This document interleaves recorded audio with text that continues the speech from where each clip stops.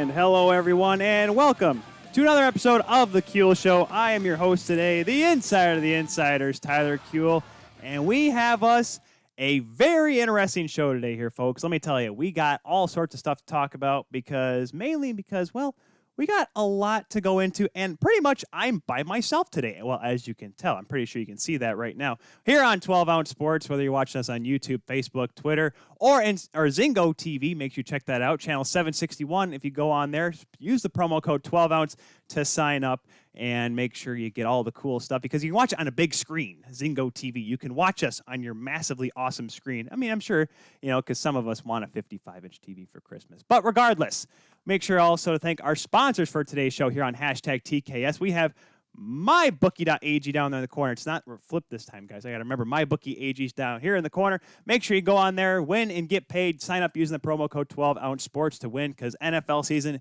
the regular season's all wrapping up. But guess what? You can still have time to win and get paid. And NBA is right around the corner, guys. So be sure to go on there, mybookie.ag. And of course, 12Ounce Sports right up there in the corner.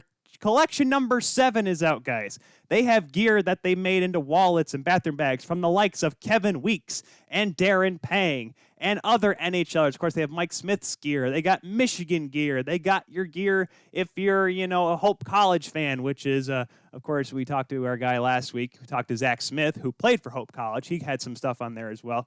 But we'll get to all that and more today, guys, because, like I said, we got a packed show. We'll obviously do our college hockey scoreboard. We'll also be talking about the NHL start date. Again, I know that's going to be the recurring theme here for the next month and a half or so until we actually hit the ice with the National Hockey League. We'll be talking about some changes in the ECHL because a lot of news came today about some teams opting out of playing. We'll get to that a little bit later on as well. But we're going to start off this show here with a bang, guys, because joining me on the live line here, as he likes to do, coming on now, and is now the newest member of the Five Timers Club here on The Kuehl Show. Ladies and gentlemen, welcome back to the show from World Hockey Report, none other than Cody Janzen. Cody, how you doing today, sir?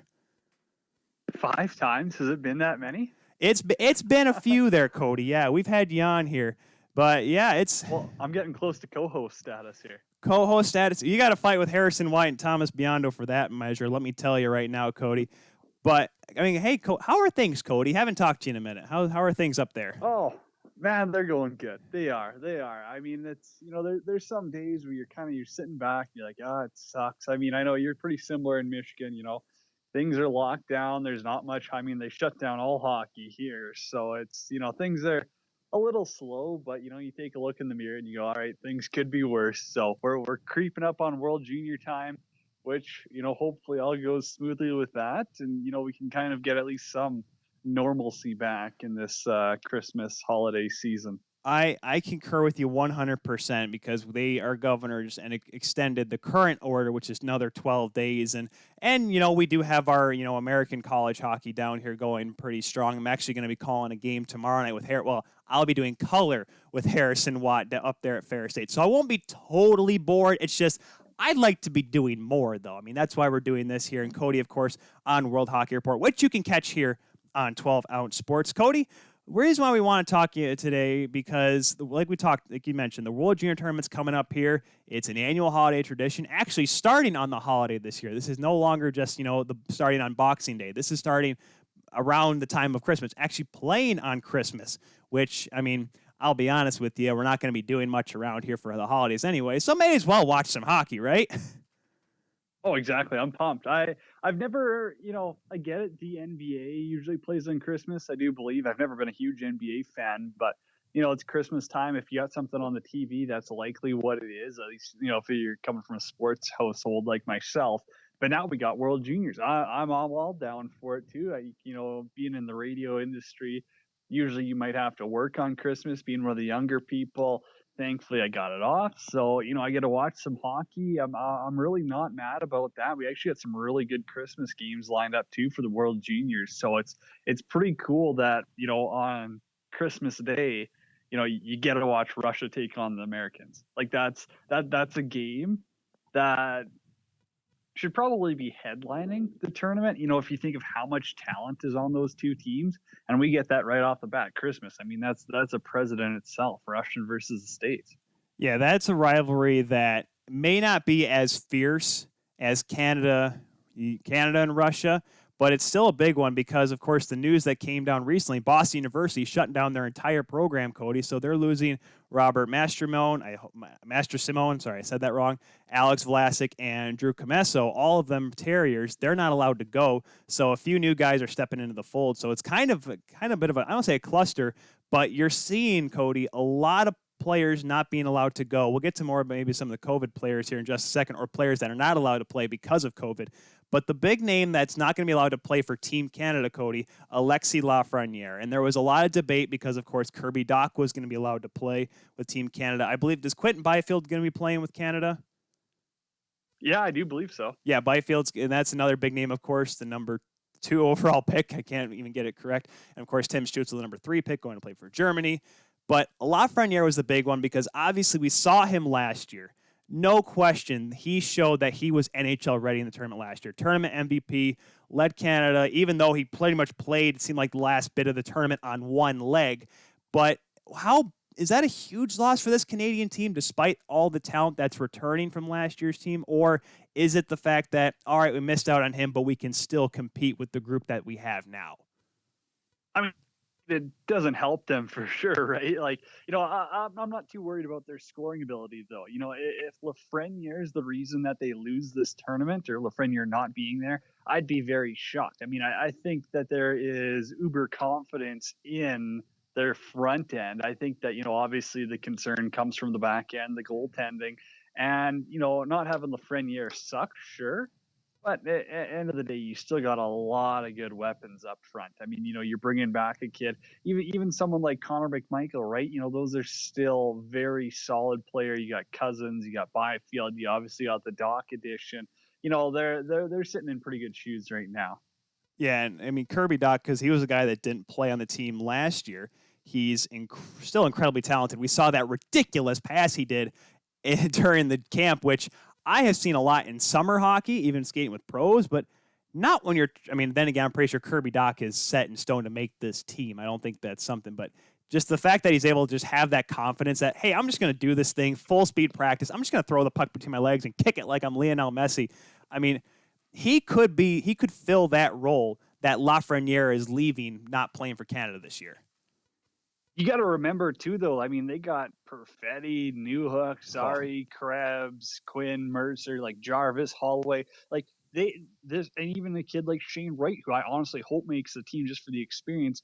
But this could be one of their deeper forward groups I'd say Canada's had in a while. I really do like this forward group, and I think that's one of the reasons why they can be a little bit more of a serious contender than people might give them credit for when, most people are going to lean towards Russia in this tournament. I think Canada may have the offense that can crack the Russians' solid defense and goaltending this year. That's the thing too, because unfortunately it's been over a decade since Canada was used to having 5-time champions. Of course, then again, people forget between the first 5-peat and the second 5-peat there was 1998 losing to Kazakhstan to all the way to 2003. So I guess there was a bit of that leeway to let everyone else win the tournament a couple times, because it seems like we looked at the 2015 tournament, or excuse me, it was 2015, right? Yeah, because the year McDavid got drafted. Yep, 2015, winning it in Toronto, great year, and then right back to dipping the next year, and then of course winning in they won in 18 because they lost in the shootout in 17. I'm trying to remember now because now Canada just talked to Zach Fucali the other day too. Great guy. Zach Fucali is great. Speaking of it, I bumped into him because he was playing for Fort Wayne last year, and I was covering, or not last year, 2 years ago, and I was covering the K-Wings for the ECHL, so I bumped into him and wanted to ask him a bunch of questions, but then again, he probably just was like, oh, great, another media guy. Wouldn't have got the details on his time in Quebec, because I got my whole theory on why I didn't work with the Ramparts, but that's neither here nor there. But what about the goaltending this year? Because that was always a big question too. You have guys like Carter Hart, and I feel so bad because Mikey DiPietro was so good that year in Vancouver. It's a shame they got knocked out by another great goaltender and Luckinen there with the Finns. How is the Canadian goaltending this year compared to last year or even years past?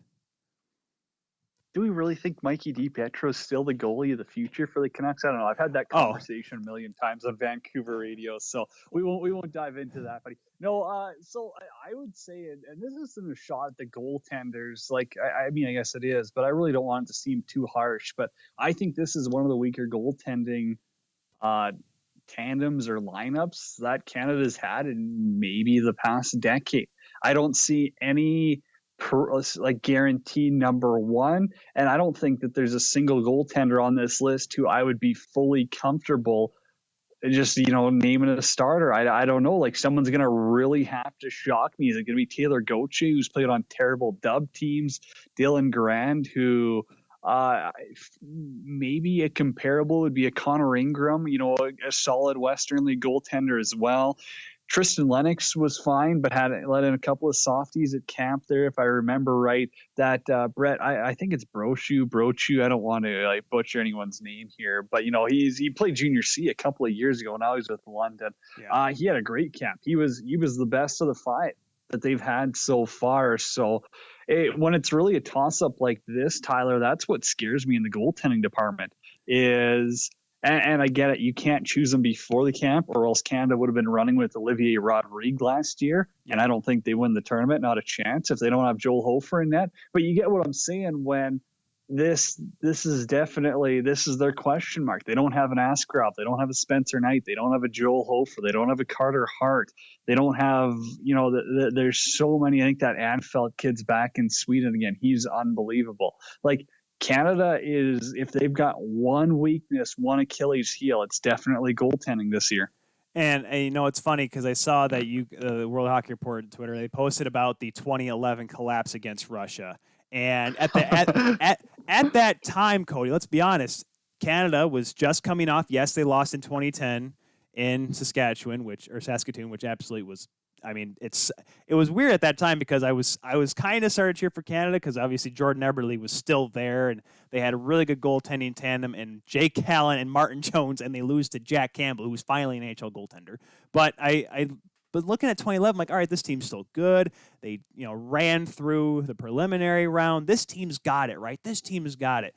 And then they run into this Russian team, which at that time had talented players, but we didn't know how good Artemi Panarin was going to be. We didn't know how good that Russian team was really going to be. And now looking back on it, hindsight 2020, yes, Russia beat an ECHL goaltender, Mark Byzantine. I'm sorry. I'm like, now you look back at that, I'm like, how was Canada even in that game? Yeah, that's incredible. Hey, Adam was the one that actually tweeted it out. Got to give him some kudos there. He's the hockey historian, hockey nerd guy. But man, that Russian team was incredible. There was so many good players. Like, when you think about it, like Tarasenko and Panarin, like, were playing second line minutes for them. That's insane. That just shows how good they were. So I mean, it's cool to look back. I get it. Like, as a kid, I'm pretty sure I was borderline in tears from watching that game. But, you look back and I get it. Vicentine wasn't great. Was he their best option at the time? I'm sure he was. But doesn't that just show how important goaltending is in this tournament, Tyler? And I know, I mean, you're a goalie guy. I'm a goalie guy. So obviously we're going to give some favoritism. But with how much adrenaline, emotion, and all that plays into this tournament, if you don't have a solid goaltender, you're screwed. There's no chance for you in this tournament. Well, I mean, shoot, look at Finland a couple years ago. Yes, that Finland team had Capo Kakko and a lot of other weapons, but you don't have Ukko-Pekka Luukkonen back there. It's a whole different team. There's not the same confidence. And, of course, yes, you had Carey Price back in the day, and Steve Mason was a gold medal winning goaltender.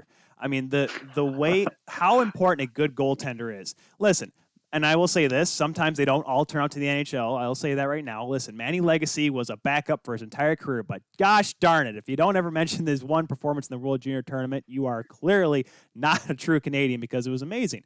But that just shows you, if you don't have a good goaltender, you're not going to win. You can have talent up front.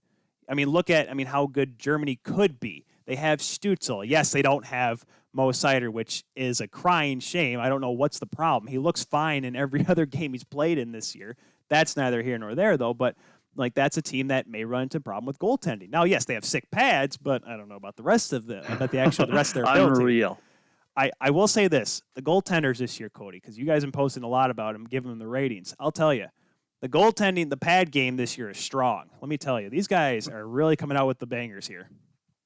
Look good, feel good, play good. That's the model. That's the model right there. No, I mean style comes first, right? That was that's always how I put it. If you don't look good, why play? But uh, yeah, Bauer, CCM, they're knocking it out of the park. I think that German set's unbelievable. That's a cool one. And it's you brought up Mo Seider, and this is what pisses me off, if I'm allowed to say that on the show, is Steve Yzerman. Is it him that's saying don't send Seider there because we want him for maybe to make the Wings this year? Is it his Swedish team saying no, you can't go? Because I believe Sweden, I mean, they've had multiple teams in lockdown now or get COVID, so like they're probably going to be shut down like Finland until the new year. I don't understand the reason for not letting him play. And this is the same thing. It's, you're beating a dead horse when it comes to Jack Hughes, Lafreniere, Mo Seider. Let him play. But from a German standpoint, if I'm the German Hockey Federation, I am so pissed off right now. This is the best German team they might ever have. It is. It's the best team they might ever have. When you take a look at Stutz, as long as he's healthy, Lucas Reichel, you got JJ Peterka, you potentially got Mo Seider on the back end. Like, those guys are that matches up with any top line in the entire tournament. Any top line. No question about it. No question about their power play would likely be number 1 or 2 in this tournament. Their depth and their goaltending are going to cause them issues. But aside from that, man, I mean, Germany, if you're a German hockey fan, you got to be disappointed. I mean, this is a kick in the nuts. Yeah, it's tough because they always talk about, German hockey's growing. That was the talk going into the draft with Stützle being such a high pick. It was like, oh man, German hockey's growing. Well, this is kind of a step back. And like I said, that could be Yzerman. It could be his Swedish team. Who knows what could be the cause of it? As we've learned, of course, with I don't want to go too far because we don't have too much time, but Owen Power with the University of Michigan, which I want Michigan to do well, but come on. He's got the ability to represent his country. Why not let him? So before we let you go here, Cody, you talk about Canada really being a contender. I'd love to ask you about Austria, but I don't even know if Austria is going to, hopefully they win a game. Fingers crossed. It'd be great just because I like to see more teams do well, and I like those stories. But who do you think, if you could pick gold, silver, bronze right now, obviously a lot can change before game 1 of the tournament on Christmas Day, but what do you think the top 3? Who do you think is going to win this thing? Who do you think is going to lose? And who do you think is going to win a consolation prize?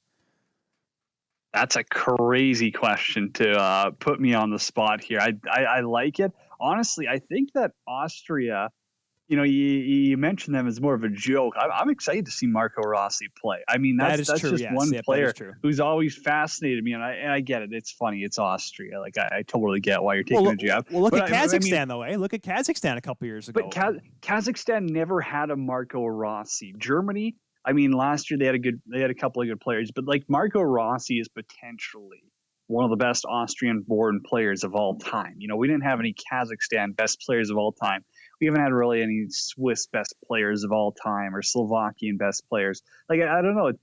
It's interesting, like, because a hat trick for Austria from Marco Rossi could be the difference in them getting relegated and them staying in the top pool. So right. that's an interesting key to focus on. But man, putting me on the spot for gold, silver, bronze here, that's a tough one. Although Sweden's having a lot of changes, I thought that they might be a very solid contender for bronze. But I think I'll go with the Americans for bronze. I think that they're a good, not great team. To take Russia or Canada for gold or silver, that's crazy. I mean, you might as well put me on a pirate ship here at this point. Let me walk the plank. But I'll give Canada the gold just because I have to. I feel Kirby Dach has that leadership ability. Kirby Dach's a game changer. And, he's going to be the reason why they can crack Yaroslav Askarov and the Russians. So it's not going to be pretty. I don't think we're going to be seeing any 2-1 or overtime games here this year. But I think, Canada could probably get by with a 4-3, 5-4 game in a final and beat Russia. Ooh, that'd be a crazy one. Besides, I love to think Sweden would get bronze too, but Cody, come on, let's be honest. Ever since they won back in 2012, what have they done?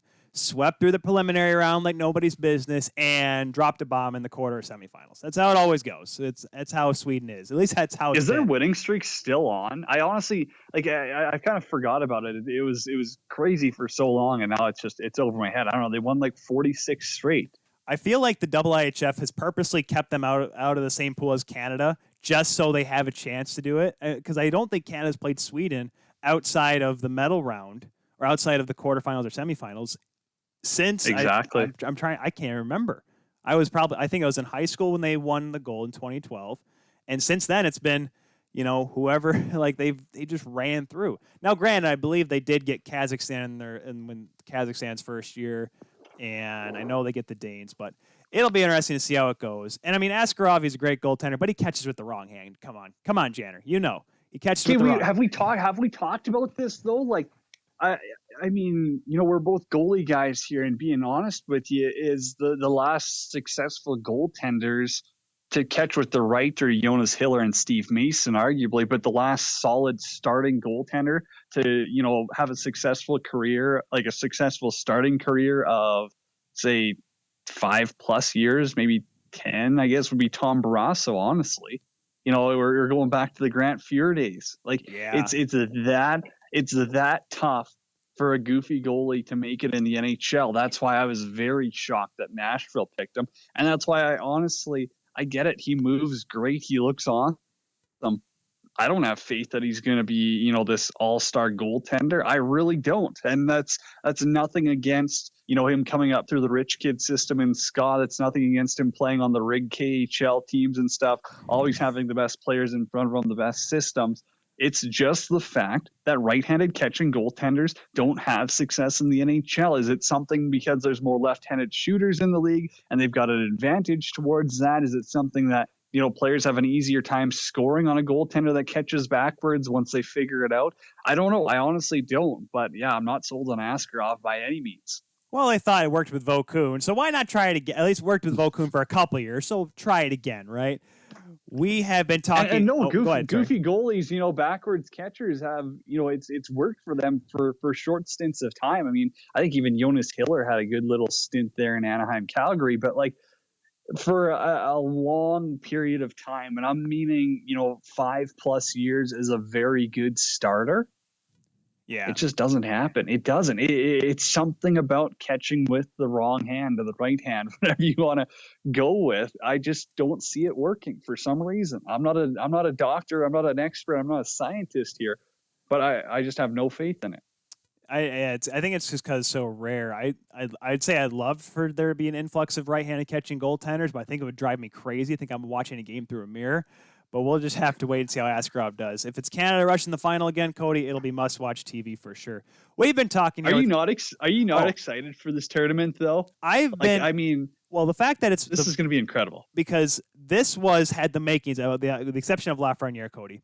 We were looking at legitimately having the 05 World Junior Tournament all over again. Just a superstar, all-star Canada team against a possibly superstar Russian, and it's going to look like that now. Of course, remember Ovechkin was on that 05 team, and of course, but then again, Canada had half the NHL and half of whatever was left. I mean, geez, I must say that Canada team didn't lose that year, right?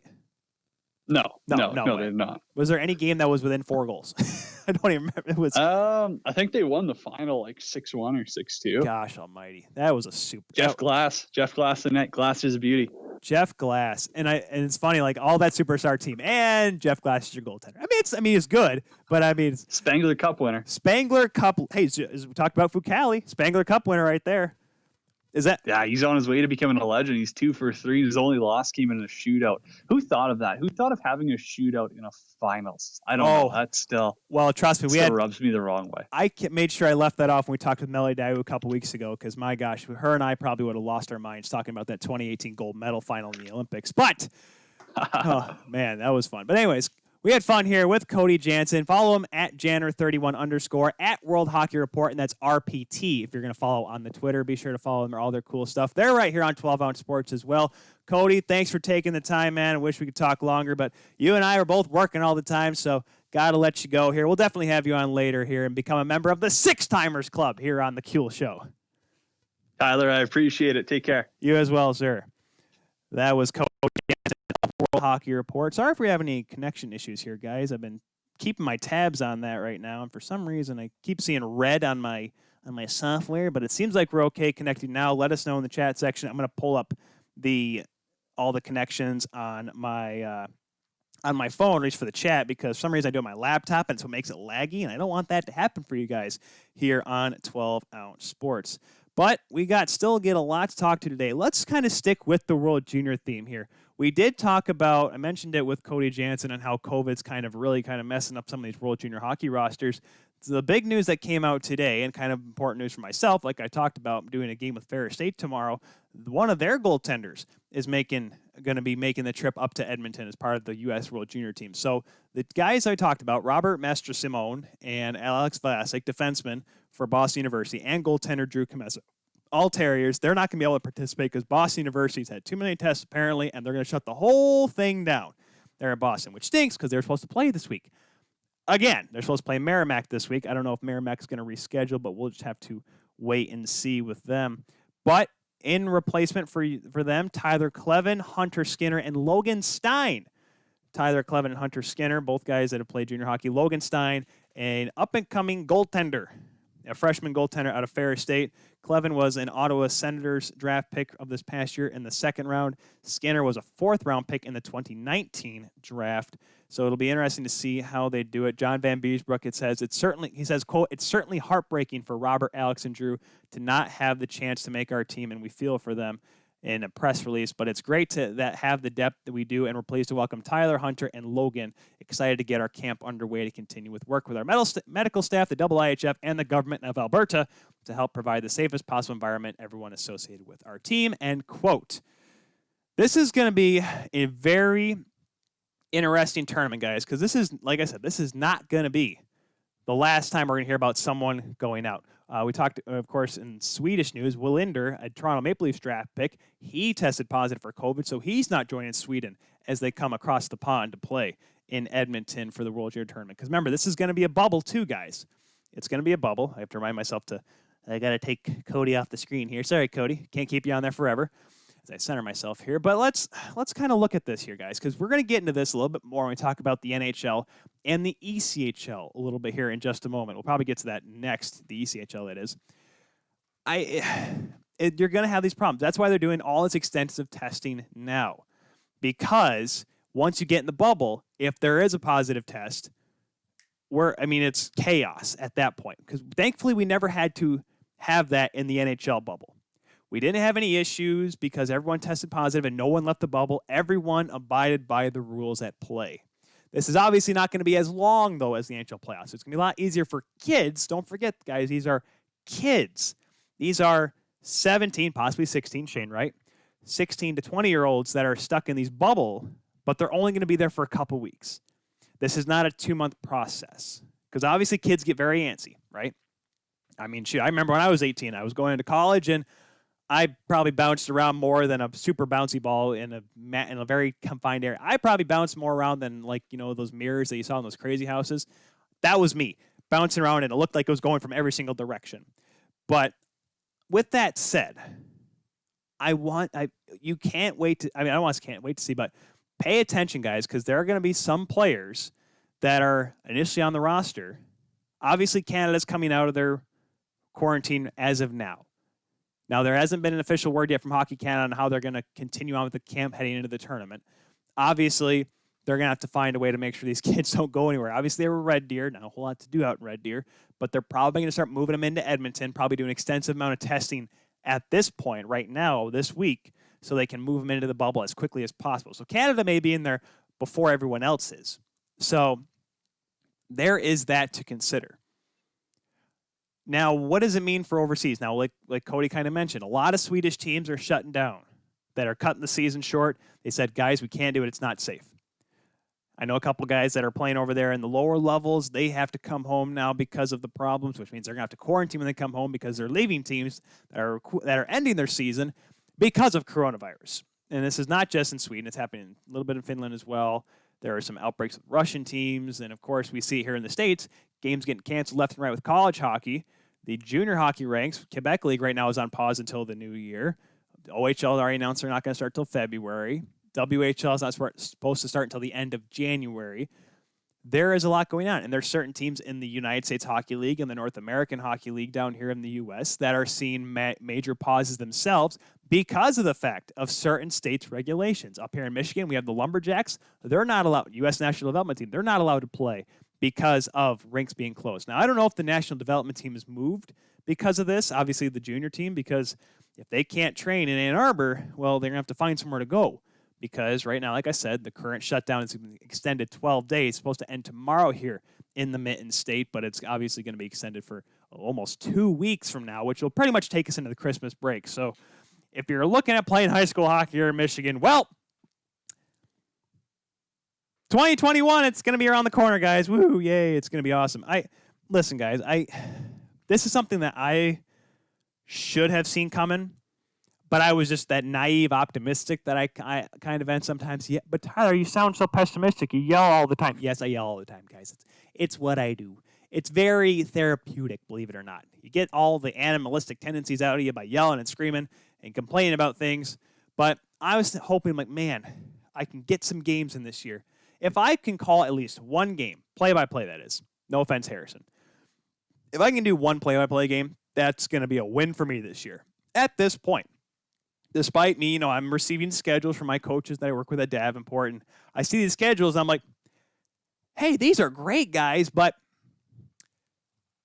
how are we going to be allowed to play?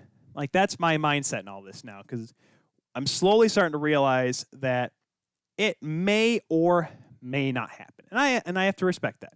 I have to understand that, the game may not happen this year. And the fact that college hockey is still going forward is great. The NCHC is in the bubble right now. They don't play tonight. Only game right now is Minnesota State and Michigan Tech. Last time I checked, they were scoreless. I have not been able to check since then. Let me see if maybe I can pull it up here. I had the stat line up here. Click. There we go. Going up to my good friends there. Still 0-0 in the second period, according to the Michigan Tech stat sheet in that game up in Houghton, Michigan. So I want to think that, that'll go on and that's going to be awesome. Obviously, NHL is going to want to come back. So we'll get to that a little bit later on. The AHL is going to come back. The ECHL is coming back in some capacity, but it's going to be very minimal because, as of today, the Cincinnati Cyclones said they're going to opt out of the season. The Idaho Steelheads and the Kalamazoo Wings, the K-Wings right down the road here from us, they're opting out. And I'm also hearing that Fort Wayne may pull out here soon as well. So there's a lot to be kind of keeping our eyes on here because the ECHL, now once again, they're kind of seeing what's going on. Obviously in the South and out West a little bit, it's a little less strict on how they treat the coronavirus guys. So it may be easier for them to play because, hey, if the government doesn't care, cool. Heck, I'm pretty sure, I don't even know how bad it is down there. I mean, watch an Alabama Crimson Tide football game. It's about half, guys. They may say, oh, it's only 40%, 30% capacity. Guys, watch the game back. It's half. They are going to fill as many people in that stadium as they can. That's just the law. That's just the truth, unfortunately. And, of course, we're seeing some issues with California teams not being able to play, which may affect the National Hockey League as well if they don't get exceptional status due to the Ducks, Kings, and Sharks. And obviously that would include the American League teams in Bakersfield, Ontario, and Stockton. So, like I said, we'll have to keep our eyes and ears open for that. Oh, San Diego as well. Almost forgot San Diego. Is that all of them? Well, I guess the San Jose Barracuda as well, but that goes to San Jose. But you're kind of seeing a theme here. And yes, you see it in the news. I see it myself. I work at news radio. There is obviously possible vaccinations getting approved of, but that's the thing though, guys. It's going to be frontline workers, my nurse wife out there in the living room. You're going to see those people get them first, nursing homes, and then it's going to trickle down from there. Until it gets to hockey players, like athletes itself, that's probably pretty far on the totem pole, guys, on who's going to get a vaccine if it obviously ends up working and when it becomes available to the mass public. We're like at the level of citizens. I mean, obviously there'll be big corporations that are going to get the high profile athletes, like the major sport athletes.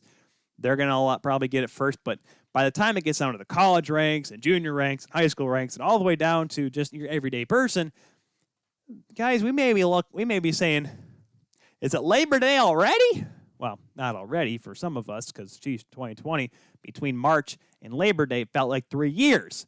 But regardless, the hardest thing that I'm pretty sure you at home have had to realize, and myself included, just ask Kelly, is the fact that patience here is the most important thing to have during these times. That's why the National Hockey League is tough, because we just want some normalcy back. Just give us the game back. Just give us hockey. And that's why the World Junior Tournament coming up here is so important, because for us, for me, the 26th is not the Christmas hangover day. That is the day after Christmas, which means hockey. Canada versus Germany. Well, sometimes it's Canada versus the U.S., but the World Junior Tournament starts back up again. That's what we are, I guess, instilled in our bones and our program to do. Watch hockey right after Christmas. Some people, it's bowl games, it's football. And yeah, I'll watch some college bowl games. But if there's a hockey game on, shit, I'll watch it. Heck, I'm not going to lie, folks. When I was at the GLI last year, I'm up there at the top with, a bunch of great scouts, players up the and of course, former players, statisticians, other members of the media. I'm doing my writing for the hockey writers. On my screen is Canada playing. I believe they were playing Slovakia. Was it Slovakia last year? It could have been the Czechs. Regardless, I was doing that. I was watching the game, but I was also watching the game on the ice, because it's so, that's literally what it is. And for me, it's the GLI and the World Junior Tournament. I was fortunate enough to be at both at the same time. So it worked. Not at both, but I was able to be present in mind at both.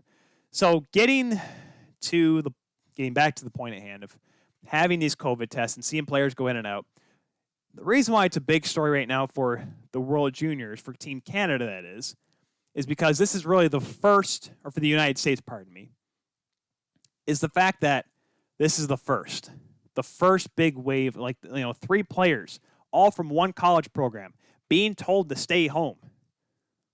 This is not the first time. This may not be the last time.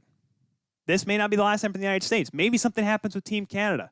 Who knows? We're going to probably see some issues with players, not just in Sweden, maybe some Finnish players, maybe even some Russian players that may have to pull out because they test positive.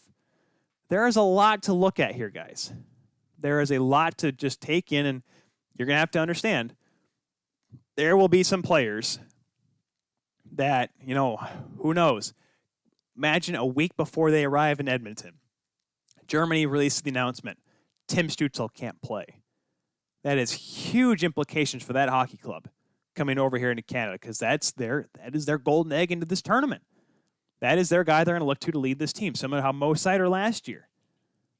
Next year, maybe Marco Rossi. What if he has to pull out for Austria? Maybe they'll get relegated again. What if Canada loses a guy like Kirby Dach or Cole Perfetti? That's a big part of that offense. Now, yes, maybe Canada has a deeper lineup, but still, when you lose a guy like that, there's no, hey, he'll be back in a game or two. If he's out and he can't go to the bubble, that's it, guys. It's over. It's over for him. And that's the hard part in this whole tournament and how this is getting set up. That's why they moved it into one bubble in Edmonton. They're not going to do the typical traditional 2 locations because they're not able to. So I'm watching this and I'm paying attention to this, because there could be a lot that can happen here in the next couple weeks before the tournament, before they move in. So it's going to be a crazy time. That's why 2020 has been so just crazy, and that's why we're all hoping it ends. But guys, what if it doesn't? What if it continues into next year in some facet? We'll just have to wait and see. I hope it changes soon, but with that, I think we're going to take a quick break here, folks, because, I think we're done talking about World Junior. We're not done talking about COVID, though, because unfortunately we got to talk a little bit more about the NHL, because, all that good stuff. We'll also talk about the greatest goal in the history of hockey. Not the most important goal. So, unfortunately, Paul Henderson's goal in Game 8 of the 72 Summit Series won't count. Or Mike Eruziano's goal in 1980 Olympics against the Soviets. That won't count either, unfortunately. We're talking about the greatest skillful goal. the biggest highlight reel goal in hockey history. We'll talk about that later on in the show. But when we come back, folks, we'll talk about the NHL. When are they going to start up? Will they start up? Will there be a season? I hope there's a season. Because why? Well, I need more hockey. We'll be back here on the Kuehl Show here on 12 Ounce Sports.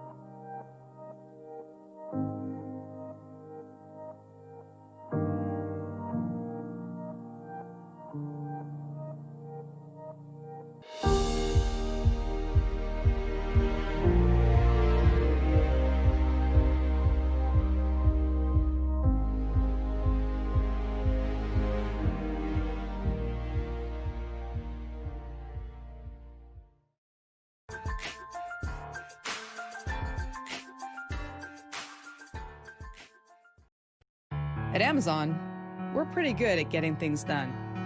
We're pretty good at solving problems. COVID-19 is the biggest challenge we've had to face. The challenges are what motivate us. Like flying masks to our employees around the world. We're doing everything we can to get you what you need, and doing everything we can to keep our people safe. I'm former Navy pilot Sarah Rhodes, and I'm proud to lead our Amazon Air network.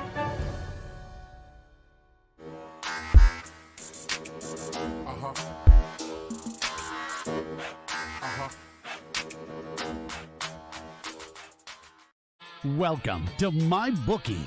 You're ready to create an account and start making money, and we're here to help. And remember, you can get a bonus of up to $1,000 on your first deposit. Now you're ready to bet.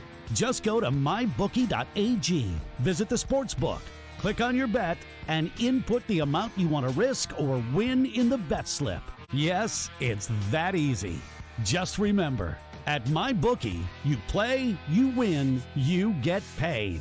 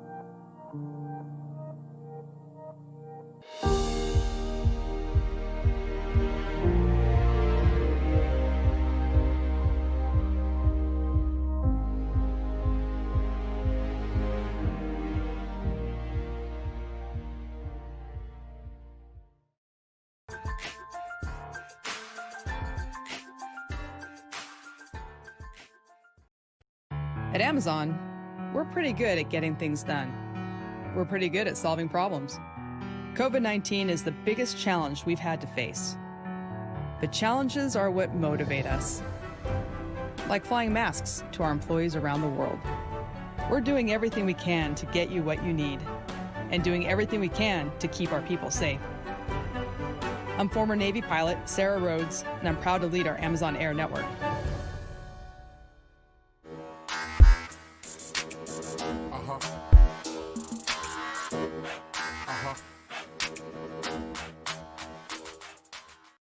Welcome to MyBookie. You're ready to create an account and start making money, and we're here to help. And remember, you can get a bonus of up to $1,000 on your first deposit. Now you're ready to bet. Just go to mybookie.ag, visit the sportsbook, click on your bet, and input the amount you want to risk or win in the bet slip. Yes, it's that easy. Just remember, at MyBookie, you play, you win, you get paid.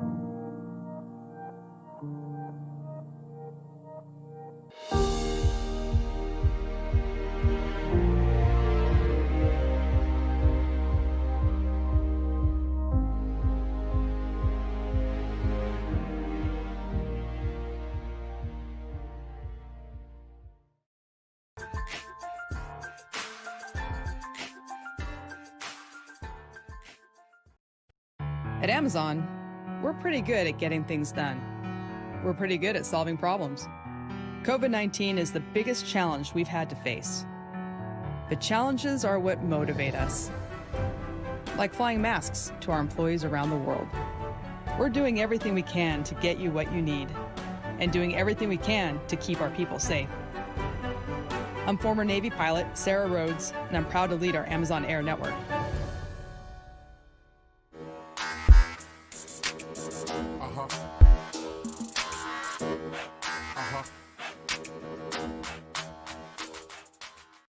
Welcome to MyBookie. You're ready to create an account and start making money, and we're here to help. And remember, you can get a bonus of up to $1,000 on your first deposit. Now you're ready to bet. Just go to mybookie.ag, visit the sportsbook, click on your bet, and input the amount you want to risk or win in the bet slip. Yes, it's that easy. Just remember, at MyBookie, you play, you win, you get paid.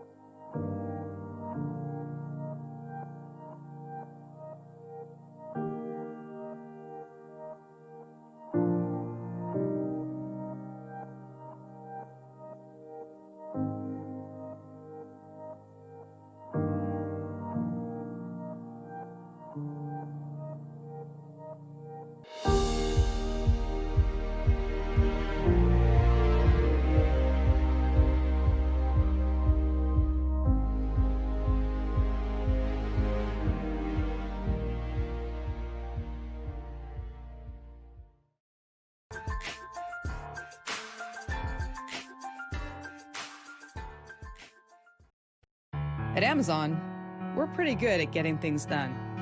We're pretty good at solving problems. COVID-19 is the biggest challenge we've had to face. But challenges are what motivate us. Like flying masks to our employees around the world. We're doing everything we can to get you what you need, and doing everything we can to keep our people safe. I'm former Navy pilot Sarah Rhodes, and I'm proud to lead our Amazon Air network.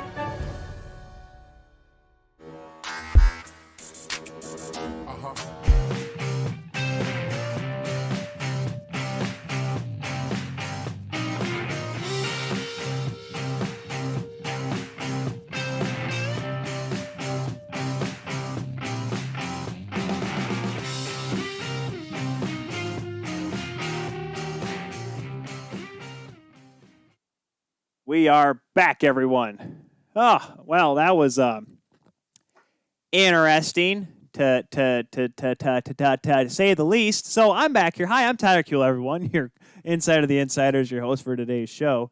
And yeah, it looks like we're all good. I don't know what happened to my internet all of a sudden. I know it was starting to frizz out during Cody Janzen's interview, which stinks because it was such a great interview. And of course, I talked in length about some possible issues with the World Junior Tournament, COVID-19, and all that stuff. So we're okay for now.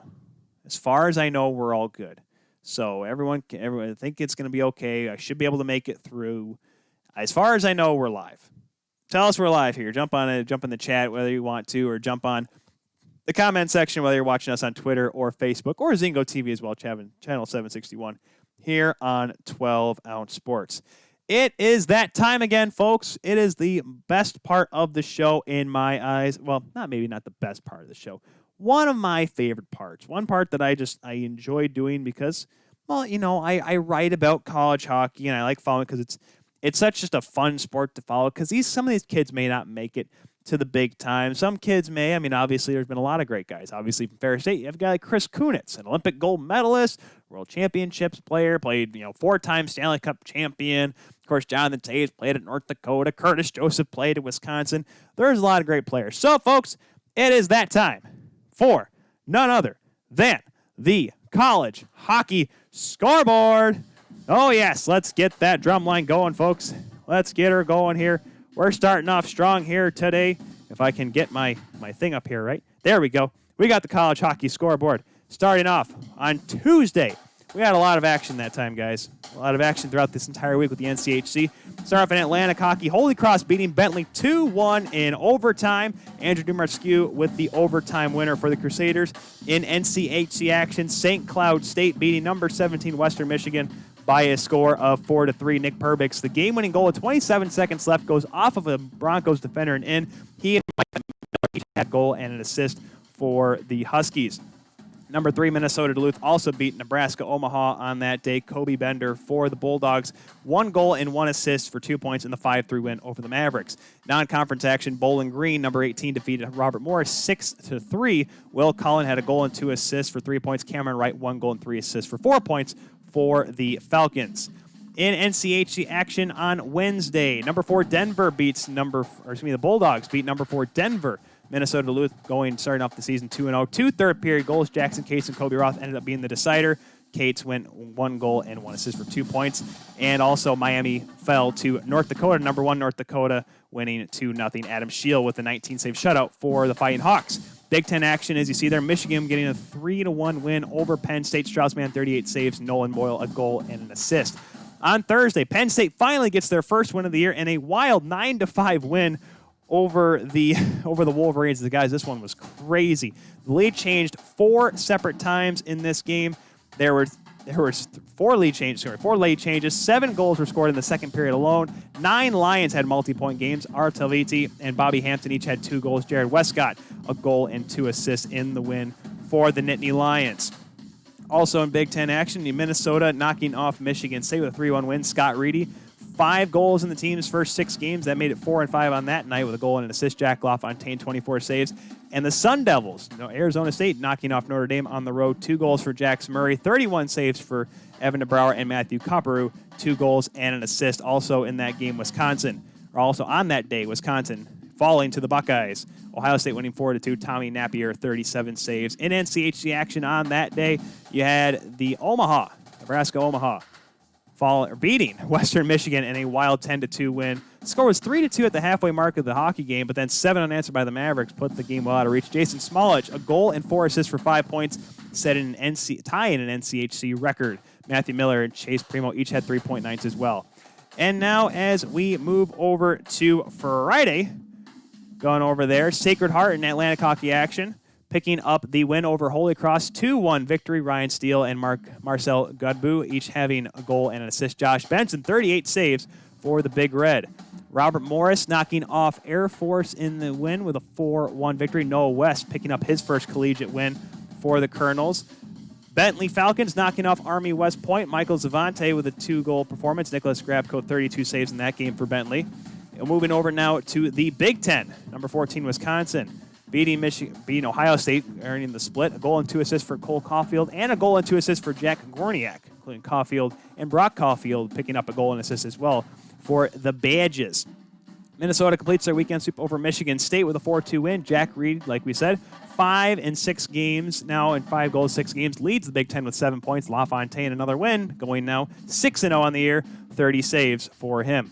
Arizona State, a very close game with Notre Dame, came down to the last few seconds of the game. Jack Lieberman scoring the game-winning goal as Notre Dame came back from being down 4-2 in the third period to get the week split with the Sun Devils. Hockey East action, Providence going up against Boston College. Eagles win 3-0. Spencer Knight, a 30-save shutout, and the only game in the NCHC that night, picking up the win. North Dakota knocking off Denver with a 4-3 overtime win. Jordan Kawaguchi, the game-winning goal. As now we move over to Saturday, we look over at those games. Start off Atlantic hockey once again. Army is able to pick up the split with a 2-0 win. Lincoln Hatton, the game-winning goal. Justin Evanson, the 24-save shutout for the Black Knights. Niagara versus RIT. The game ended 3-3 after overtime. They did go to a shootout for the extra point in Atlantic hockey action. Jake Hammaker, the shootout winner. 23 saves for Logan Drackett for the RIT Tigers. Purple Eagles had a 3-0 lead in the first period before RIT came back. Robert Morris played Air Force. Colonels won that game 4-2. Jordan Timmons, a natural hat trick in the first 10 minutes of the game, sent Robert Morris to the win. Moving over to Hockey East now, Merrimack playing against number 8 UMass. Minutemen win by a 3-1 margin. Josh Lapine, a goal and an assist for the Minutemen. Matt Murray, not that Matt Murray, different one, 16 saves. Number 2 BC knocking off Providence with a 9-0 win. A big outing there for the Eagles.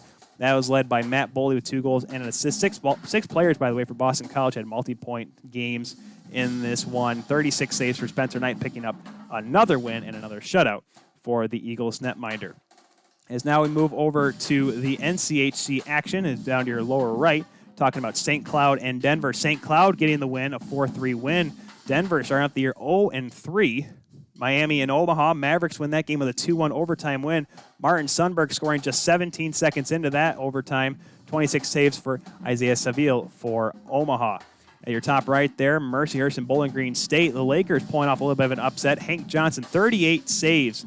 The transfer over, he was a very phenomenal goaltender on this one, picking up the shutout. Justin Camont and Cade Townend, the goal scorers for the Lakers. And in WCHA action right there, Alabama, Huntsville, and Lake Superior State. Lakers, they tie 2-2. They go to a shootout. The Lakers able to get the extra point. Mitch Oliver, the shootout winner. Merrick's Mittens, 23 saves in the game. As now we move over to Sunday. After going through all of these here, starting to lose my breath. Atlantic hockey. Tigers able to complete the weekend sweep over the Purple Falcons with a 5-1 win. Logan Drackett, another 34-save performance. Will Calvary, a goal and an assist. 3 assists for Elijah Gonsalves. Holy Cross and Sacred Heart. Holy Cross able to bounce back with a 6-3 win. Alex Peterson with a pair of goals for the Crusaders. As now we go down the list now to Bowling Green and Mercyhurst. Bowling Green is able to complete the weekend, or get the weekend split. Tim Theochardis, I hope I said that right. 2 goals for the Falcons, leading them to another win, their 4th win of the year. As now we move over to Hockey East action, number 8 UMass Merrimack getting a little bit of an upset. The Warriors win 3-2. Patrick Holloway and Zach Vanell, both defensemen, a goal and an assist, and freshman Alex Jeffries pulling up with a goal and assist as well for Merrimack. WCHA action, Michigan Tech and Minnesota State. The Huskies, we'll talk about that game that's going on right now.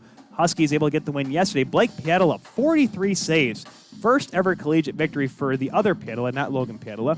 Logan Gainey, Eric Gutz, and Brian Hallen were the goal scorers for Tech on that game. Also in WCHA action, the Lakers were able to pick up the win, a 3-2 win where all 3 goaltenders played for the Lakers over Huntsville. Ethan Langager earning the win. And in NCHC action, Minnesota Duluth, number 3 in the country, beating the Miami Redhawks by a 5-3 score. Kobe Roth with 2 goals and an assist. Cole Koepke and Quinn Olsen each having a goal and an assist. The Huskies knocking off Nebraska Omaha. Vienti Miettinen, the Toronto Maple Leafs prospect, a goal and 2 assists for him. Jami Kornila, a goal and assist for him in the win for St. Cloud State. They're off to a really good start this year, now ranked number 15 in the country. Western against North Dakota. Well, the Fighting Hawks really showed their muscle here. 2 goals and an assist for Shane Pinto in the 8-2 win for North Dakota. Grant Mismash, 2 goals in that game as well for the Fighting Hawks. And that is it for the lovely and awesome college hockey scoreboard. That was a lot. I had to read my notes off my laptop because I forgot my paper notes with me. But that's getting longer every week. Man, I'm getting tired now just thinking about next week's college hockey scoreboard, which has games all week. We talk about me doing a game tomorrow. That's one of 4 games tomorrow.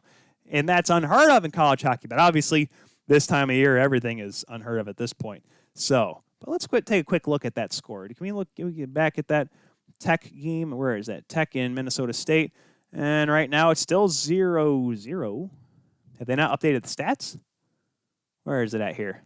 Here we go. We're in the 3rd period. Minnesota State up 2-0 on the Huskies. Mavericks, the number 6 team in the country, trying to find a way to complete the weekend split with the Huskies. A lot of great hockey, obviously. WCHA is currently playing non-conference games. I guess their conference schedule will start next month because they're listed as non-conference, even though they are playing only WCHA teams. But that said, moving on now to talking about more COVID, unfortunately. Let me just have 1 second here, folks. Need to hydrate.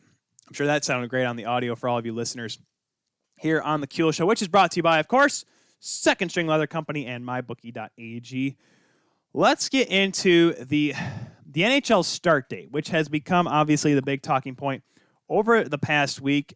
Bettman saying possibly January 1st, a work in progress. However, word has slowly crept out that there is a possibility that January 15th might be the start date. Now, what does this mean? Does this mean it's going to be definitive January 15th? Does it mean, that's what they're shooting for? Well, right now, guys, it's all up in the air. It's seeming like January, the 15th, drink that water too fast, because you're looking at it this way now. You don't want to start January 1st because you don't want to have players have to go into possible regional bubbles or go into training camp around Christmas. So you say, all right, guys, let's wait until the middle of next month, report after the new year or before the new year. Because we've seen tests go around. So St. Louis had a little bit of an outbreak. Vegas had a couple players test positive. I'm not sure if Tampa had any. I'm not quite sure on that. Because remember, of course, they had their outbreak, or they had their big party. They had a boat parade, so everyone was kind of socially distant. But obviously, you're telling me those players didn't party after winning the Stanley Cup. They probably partied. But as far as we know, I didn't see anything come out of there. So there's still a lot to be looked at here if you are the National Hockey League. Because obviously there is still that overhanging issue of the deferral with the players. The last time I reported it, the league was looking for 23%. And there's been a lot of people on both sides said, well, the players deserve the money, but then there is the ownership. And I remember Brian Burke had a couple of really good radio hits saying that the players are going to need to take a haircut this year. Those are his words, the haircut. Makes a real good point. I don't think I need a haircut myself. My hair keeps falling in front of my face because I didn't put anything in it today. But there was something that Chris Johnson tweeted out on Gary Bettman's, because during Gary Bettman's presser, on when he was talking about the start date and also the financial aspect of the return. It says, quote, under our deal and the one we've had for more than a decade with the Players Association, whatever the revenues are, the players only get 50%. And if we overpay them and they don't pay us back in the short term, they have to pay us back over time. There will be stresses on the system, and we've had discussions about those stresses and how they might be dealt with, but we're not trying to say you must do X, Y, and Z. We're trying to look for ways to continue to work together. Now, this is tough because obviously they're asking for more money after an agreement was already made. That is obviously the big discussion here. It's because the player said, hey, we signed on for this. We signed on to only give up 10% of our salaries. We've only signed up for that. why should we be forced to give up another 15, was it, or they gave up 10%, and they had to give up another 13%? Why would we do that if we already signed on for one, not the other? And listen, as a guy who was a player, never part of a player association, unfortunately, I didn't get that high up in the ranks. I get it. You want to be paid what you've been told you're going to get paid for. I'm not going to name names, but I've played for teams where I've been said, hey, here's what we're going to pay you. Never got paid that. Now, because the league that I was in was kind of a bit of a little bit of funkiness. But regardless, as a player, you want what you asked for. And if you do have to change something, as they did back earlier this year, before the bubble, they said, all right, yes, we'll give you 10%. Let's get through this. Let's get all the way till 2026 before the next CBA talk, and let's finish this season out. But then the league took a step back, looked over their finances, said, oh, crap. We are in doo-doo if we don't get more money. Now, the Players Association has to agree on this before the season even starts. That's right now the biggest hill between now and a start to the season. You can shoot for January 15th as much as possible, but if you think these players are going to give you a Christmas gift of an extra 13%, I'm sorry, owners, that's going to be a tough number for them to give. Now, as we talked about when I talked about with Alex the first couple times we mentioned this on the show, you're hoping that the owners and the league are saying, hey, give us an extra 13%, and because that may have been a little high because there may be room to work within the two margins of where they're at, the 10% and the 23%, that the players could defer. I would like to think that there is a number that the league is willing to come down to. At the same token, I'm thinking there's a number that the players are willing to go up to. It's just who is willing to give up more. The players will be, now this is not, the league is taking this money, they're going to hold on to it forever. The league will pay these players back. Will it be over the 4 years that they planned on? I'm not sure. Initially, of course, that was only 10%. If we're looking at almost, going well over double of what they asked for, it may need to be a longer time to pay off these players. Because obviously there'll be guys that'll retire and stuff like that between now and the time this deferral is paid back by the league. So you have to try to figure out that median. Now, I can't tell you what the perfect median is going to be. The league looked over and said 10%, probably because, hey, that's a decent number. It's a good chunk of change coming our way, and you know what? We can probably survive on it. And then, of course, you do the second look, and okay, we need a lot more money than we thought. Then you probably just think 20 to 23%. Now, if the league can get a deferral of 15, 16, 17%, and the players are okay with that, sign, date it, send it to the press, get it over with, let's play hockey. But I know it's not that simple. As a guy that's in his lifetime, I unfortunately was born after the 94-95 lockout happened. They had already started playing hockey by the time I was born. So I can't say, I've been part of that lockout. Listen, that was the season I was in. But I've been part of the 04-05 lockout, the whole season, and the 2012 lockout. And we were literally, guys, one argument away from a lockout happening this season. Now, I'm not saying anything here, guys, but wouldn't it have been great if there was just a lockout this year? No, I'm not saying it like that. Not like just, hey, call the season off. I'm saying had the league not, they were not really willing to reopen the current CBA, then we'd have obviously a different lockout in our hands. But right now, as I talked about last week with Alex, we are looking at a possible lockout for this year. And we went to the whole kit and caboodle on why it'd be a bad image for the league and why, yes, and I've heard from multiple people, but the fans will always be there. Of course the fans will always be there. What else do we have to do? College football is going to be over here in a couple weeks. Yes, there's the college football playoff championship, but I am a Michigan fan, and we have no business in doing that. So there's that. The NFL, yes, I know they'll go. The Super Bowl is going to happen come hell or high water, come played in the middle of a desert on a Dust Bowl field in front of absolutely nobody, not even a camera there. It'll be like literally on a ticker. But, sorry, guys, I'm talking too much today. But that's what I'm saying. All this is going to continue on. The NBA, despite tests galore, the Raptors having some issues with their tests and players and whatnot. Sorry, when you're the only one doing the show, you kind of have to get a drink of water every so often. And during the break, I was trying to fix the internet. That's why I was, not necessarily worrying about, hydrating, which ended up obviously being a bad idea. So looking at it from the perspective of, let's look at it from the league side here. They're setting the date for the 15th because, as I said before, all right, guys, hang out in the holidays, be smart, be safe, sign the deal. Players say, we like that idea. January 15th, we could spend the holidays with the families, an extended holiday, something we really don't get to do that often. Because typically, the NHL they typically don't play on Christmas Eve, but they'll play the 23rd, they'll play on Boxing Day. Those 2 days off are literally fly home, kiss the wife, kiss the grandparents, kiss the parents, whatever, all that stuff, say hi to your cousins and all that, and back on the road you go. Now, obviously a little bit more time this year. But the biggest hurdle is the money. We may honestly, guys, because we've seen the NHL play in the middle of January. I talked about the 2012 lockout. They didn't start until January the 19th. I believe the 19th. 19th of 2013. It's 18th or 19th. It was in the middle of January is when they started. They didn't start at the beginning of the year. They started literally almost past smack dab. That made no sense, I know. But they started later on in the month. It wasn't like an immediate, all right, we're in the new year, let's play hockey. No, this is going to be a little bit longer of a process. The difference was that it was, at that point, they were in the middle of a CBA negotiation. They were able to get it worked out, and the players understood the money value.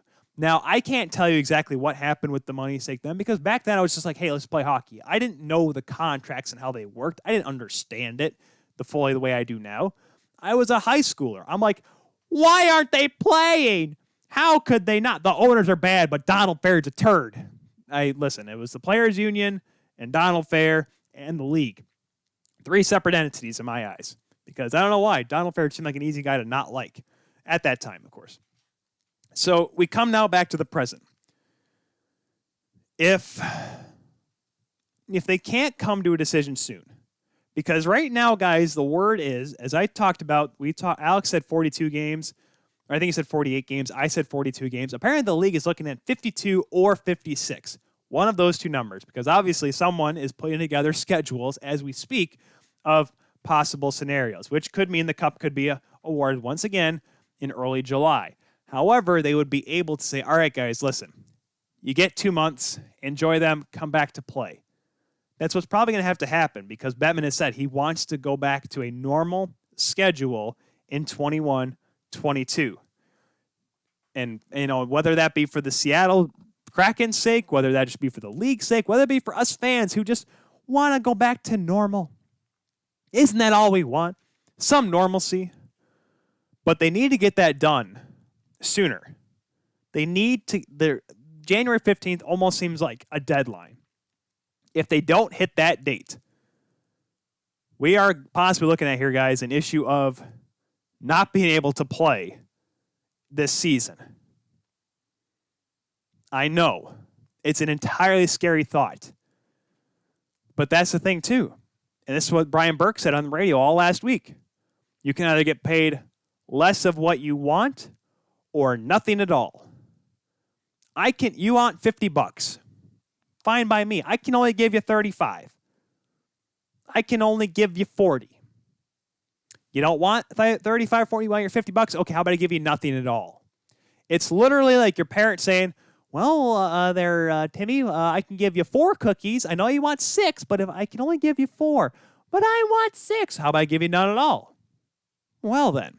Now, yes, does that sound very basic level and kind of childish? Yes, it does. However, do the players want something or nothing?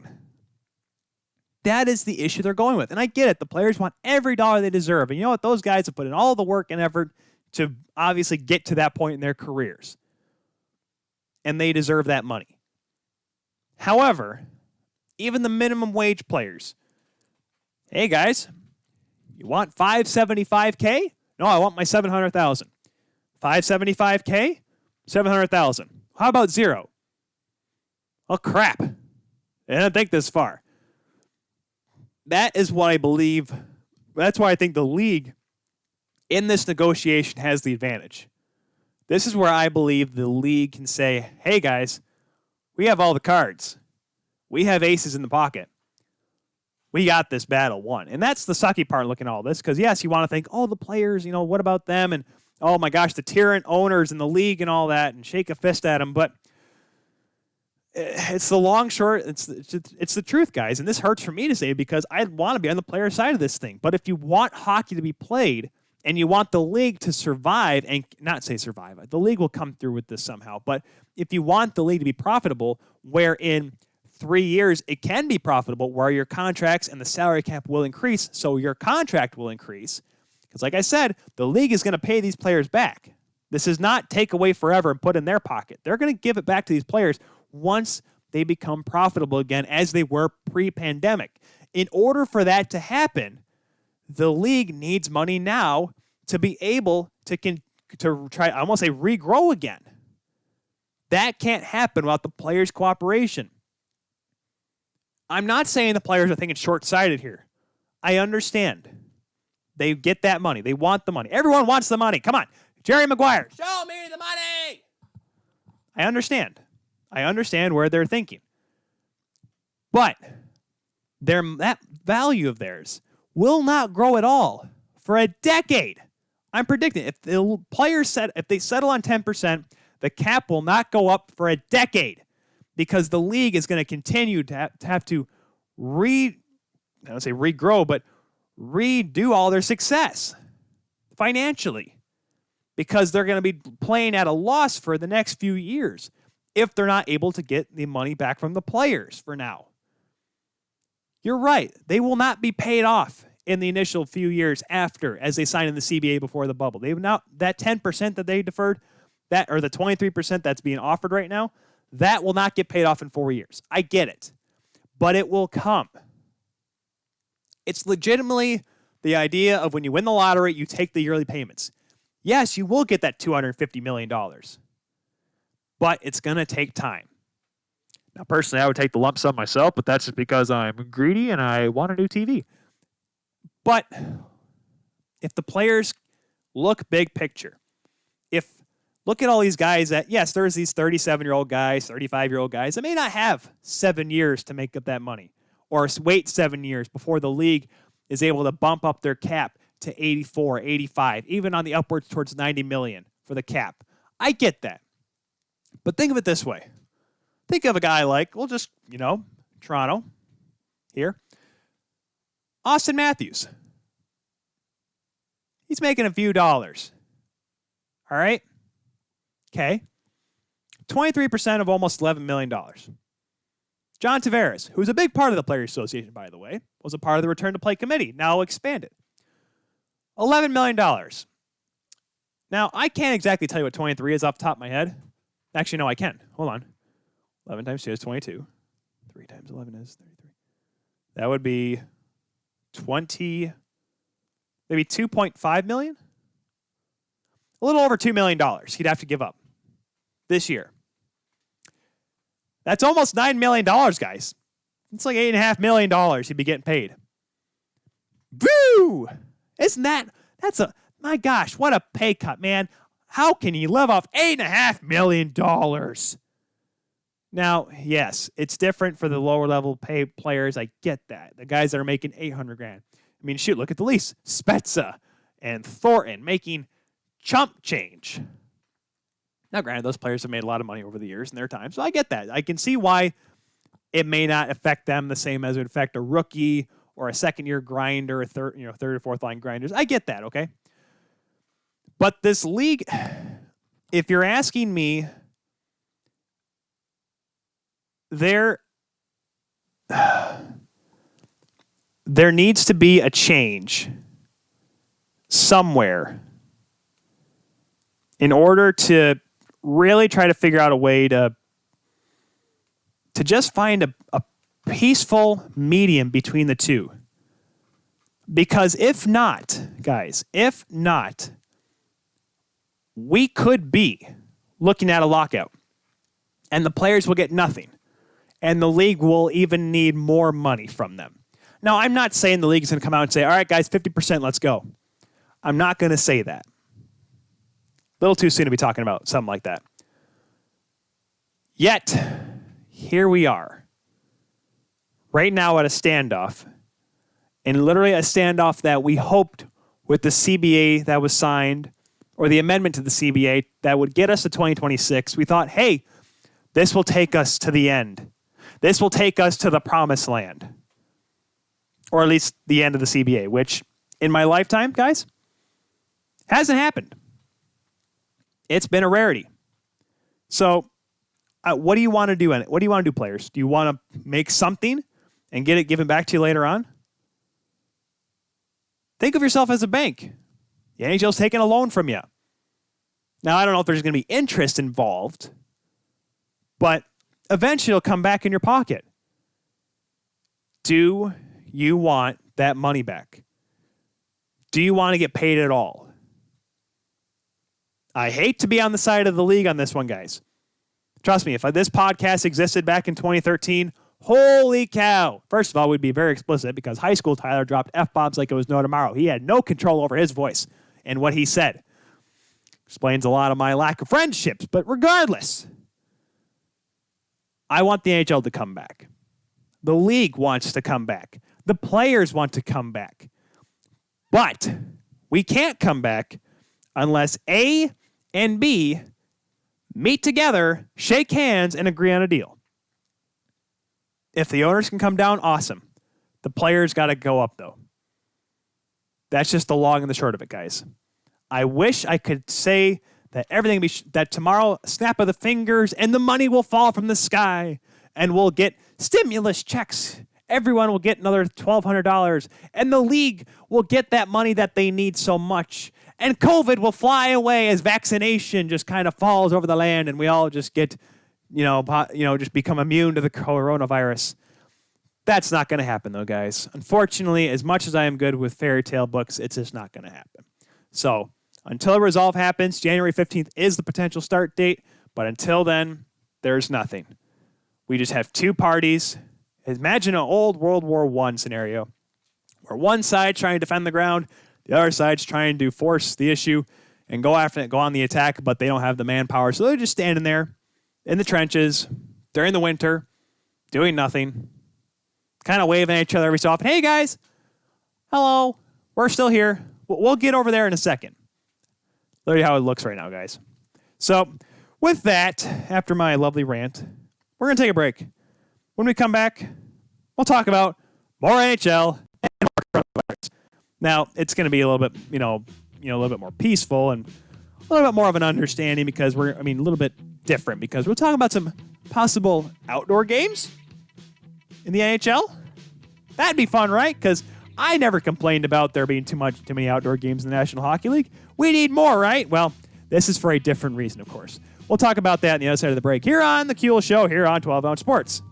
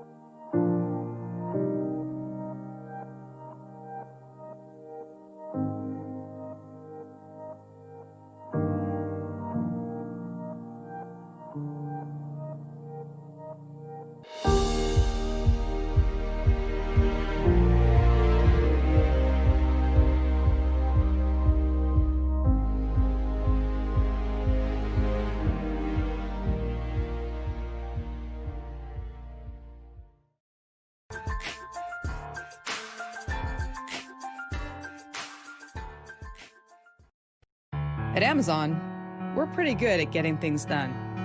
We're pretty good at solving problems. COVID-19 is the biggest challenge we've had to face. But challenges are what motivate us. Like flying masks to our employees around the world. We're doing everything we can to get you what you need, and doing everything we can to keep our people safe. I'm former Navy pilot Sarah Rhodes, and I'm proud to lead our Amazon Air network.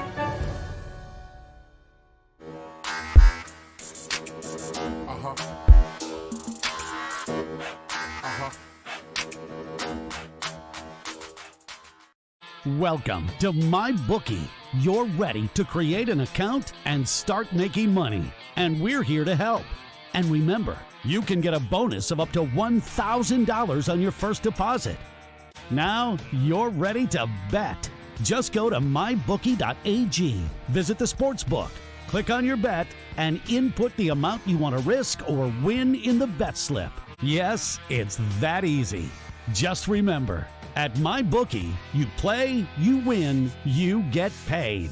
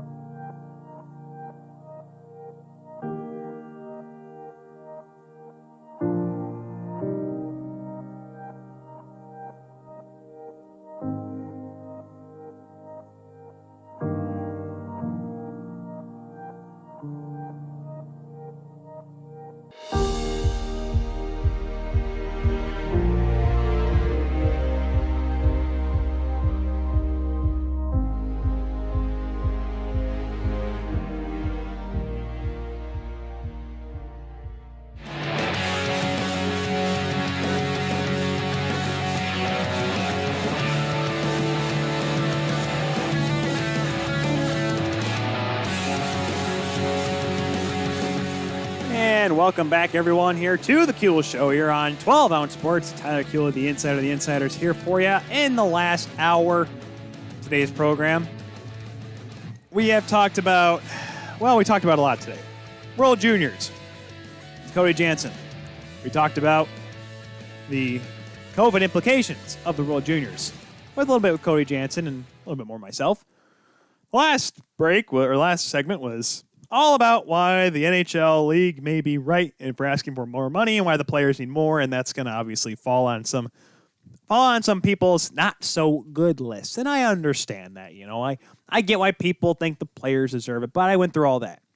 If you want to know more about what I said, I know what you do. I know what you can do, guys. I know what you can do. Hear me out. Listen to me as well, or watch if you're watching here on 12 Ounce Sports, YouTube, Facebook, and you're also watching possibly the replay. Then again, if you're watching the replay, then you already know what I'm talking about. If you're watching live and want to know what happened earlier on the show, look at the replay. It's going to come up later on. I point down like it's actually somewhere over here on my left side. I mean, if you're watching the replay, then you know it's here on YouTube. I don't know what I'm saying, guys. Watch the replay on the Kuehl Show YouTube channel. Also, if you want to just listen, if you don't want to see my waving arms and flailing antics and me chugging coffee and water because my voice started to go, always make sure to check out the Kuehl Show on your favorite podcatcher, Apple Podcasts, the Google Podcasts, Spotify, iHeartRadio, Radio FM. We're everywhere. I moved, if you're watching here on 12 Ounce Sports, I have my little made reindeer that I made back in, when did I make this, in 2002 or something like that, when I was in elementary school, because I need some festive stuff here. I'm going to wear my hat probably the next couple weeks because, getting more into the Christmas time here. It's hard to get excited when you go outside because it's cold, but there's no snow. There's not supposed to be any snow until like next week. So it's a bit of a bummer here in Michigan. I know some folks up in Canada are like, it's too much snow up here. We need less of it. Listen, for me, I love snow. I like Christmas. I like a white Christmas. Not much about the musical. Okay, that's kind of weird, but regardless, I love Christmas. It's funny. My wife was on the phone yesterday with my mother-in-law, and we were talking about how I turn into like a 5-year-old with Christmas stuff. Like we went to over here in Grand Rapids, we have the West Michigan Whitecaps, and they play at Fifth Third Ballpark, big parking lot just north of town here in Grand Rapids. And they every year, for as long as I remember, they've been doing a Christmas light show, a drive-through Christmas light show. You take your car, turn off the lights, pay a few dollars, you take your family through there. Did it a lot when I was a kid. Hadn't done it about a decade and a half, couple decades. So I'm like, yeah, let's go do this. You know, the wife and I first, Christmas married together. We didn't bring the puppy because we wanted to enjoy it. We didn't have to worry about her. Some dog people are like, oh, dogs enjoy lights too, but I just didn't want her barking at other people. Anyways, it was fun, and we were just listening to Christmas music, and I was literally just like, oh, look at the pretty lights, look at all of them, and Kelly thought it was humorous, but I mean, I like Christmas, okay?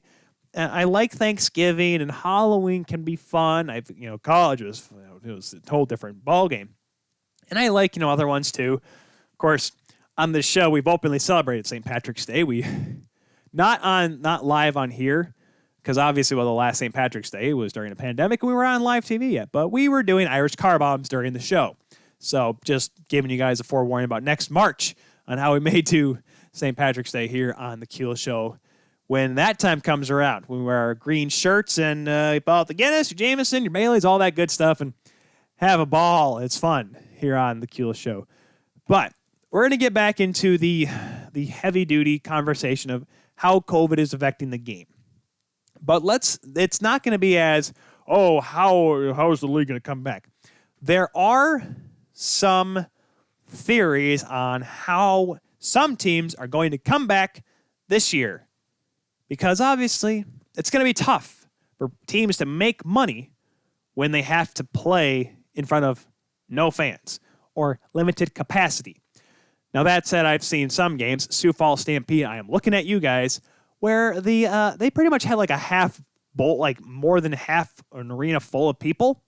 And I get it, some places don't have the same kind of restrictions as they do in other states, but there is this thing called the coronavirus that's affecting the entire world. If you could just calm it down out there in South Dakota. I know nobody lives outside of Sioux Falls and outside of Rapid City, but guess what? You don't need to just spread it around your own city. Just, if you could just calm down. Like tomorrow I'm going to be in an arena, but there's going to be an arena of myself, a couple of ice crew workers. Harrison Watt will be on a wall. Like me and him will be like separated by a whole 1.5 wall. Like I'm be by myself. And there's just that. But, that's it. No one in the crowd, nothing. Now that's because Michigan obviously has no fan policy. But regardless, there's very minimal possible exposure. Or at least they're trying to limit it as much as possible. So if you have an opportunity to try to do your part, that'd be great, because some of us want to be able to call games this year. People that are listening right now can't see that I'm pointing at myself because I'm losing my mind here. But let's go back to the NHL here. There is right now teams that may be looking at the opportunity to play outdoor games. Now, this is written by my good buddy Elliot Friedman on Sportsnet. He started off with the first line is, let's begin with this quickie blog with a caveat, it's a long shot. Now, by long shot, I mean obviously not much of a chance. However, there are a few teams that are looking at the possibilities of playing outdoors to start the season, or maybe the entire year. Now, this is incredibly interesting because the 4 teams are on opposite ends of the country. Let's go to the East, where you have Boston and Pittsburgh. Now, so the Boston Bruins are looking at the possibility of playing at Fenway Park, not Foxborough. They're not going to go up there. They're going to stay in town. They're going to play at Fenway, as they did back in the 2010 Winter Classic. And, of course, there have been a lot of Fenway Classic, or I forget, what do they call it when they, like, Boston plays BC? I believe it's the Fenway Freeze or Freeze Fenway. I forget what it's called. But they play games. It's already become almost an annual thing to play hockey at Fenway Park in Boston, following that Winter Classic in 2010. And the Pittsburgh Penguins have looked at both Heinz Field and PNC Park. Now, I don't know about the PNC Park. I don't think they've ever played there yet. And they played at Heinz Field. Pittsburgh has. Now, and one thing that Elliot puts in there is that the Steelers may need it until late January, as they knock on wood, because right now, Did they win today? I don't know if they won today. I don't know if did the Steelers win today? Because they were playing. They had an afternoon Monday game, and they are winning. The game's still going on. I'm like, they won. No, it is 14-10 when the third quarter with the Washington football team, the NFC East leading Washington football team. I say that because it's kind of funny.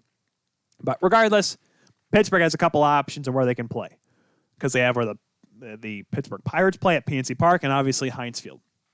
So there are a couple of options where they can play. So, excuse me.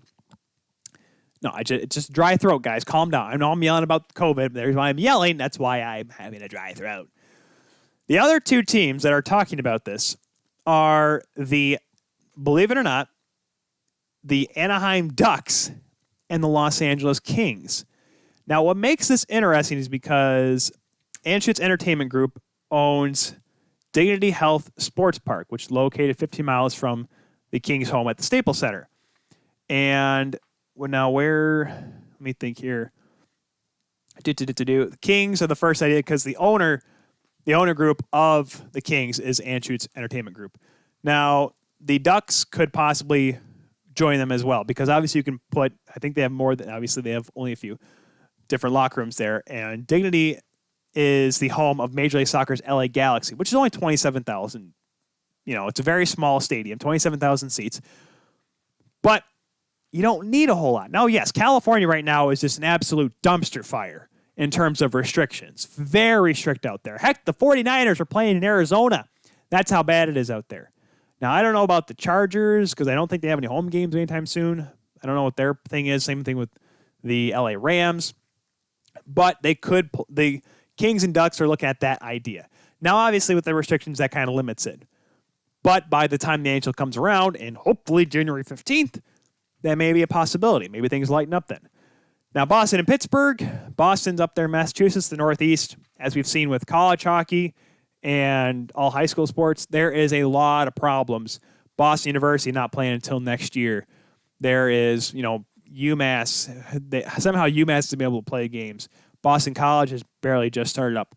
I believe half of Hockey East. I know Quinnipiac's not going to be playing anytime soon. Merrimack, of course, we talked about in the college hockey scoreboard. They just started recently.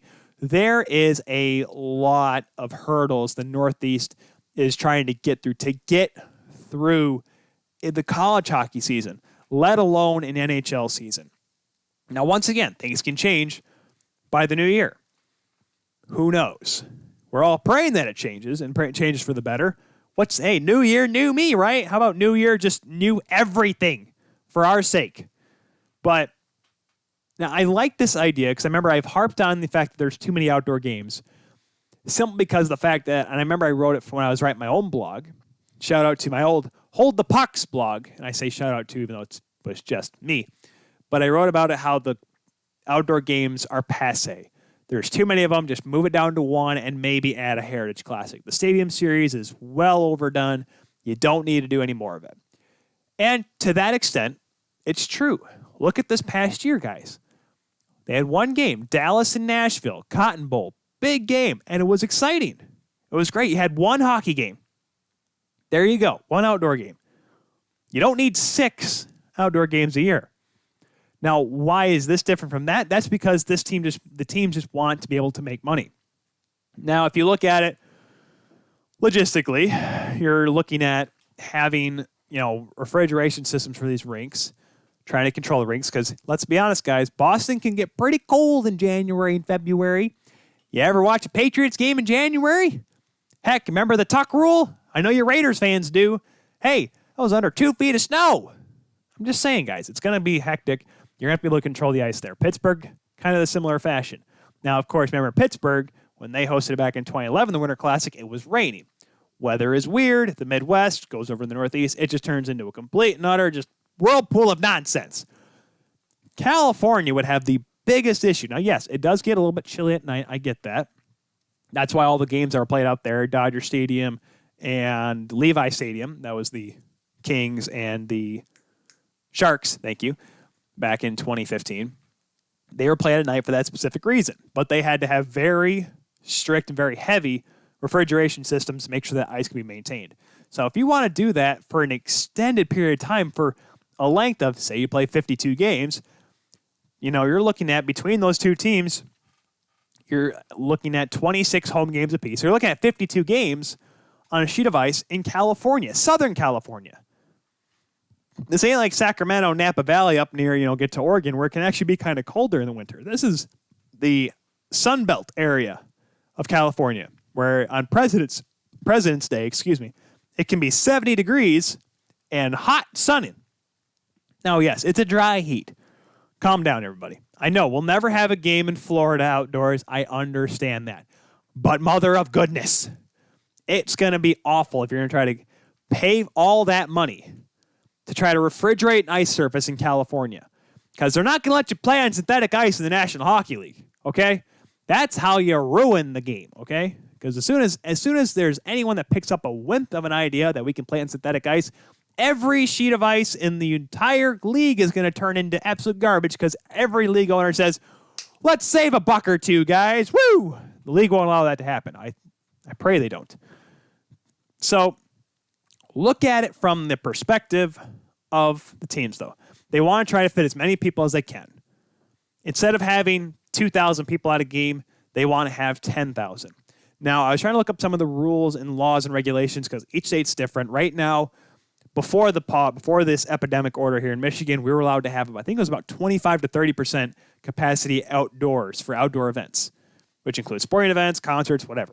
Socially distant, of course. Well, obviously you have your family, and there were some high school stadiums that I went to that didn't really practice that, but I digress. I believe it looked like a similar facet was going on in Massachusetts and Pennsylvania, where they could allow about 20 to 25%. So I like to think that there is room for opportunity to have people there. And just making sure that everything's good. Okay. I had to make sure there was no one in the chat because like I said, I check on my phone to make sure we don't have any internet connectivity issues here, as we have had already in the show.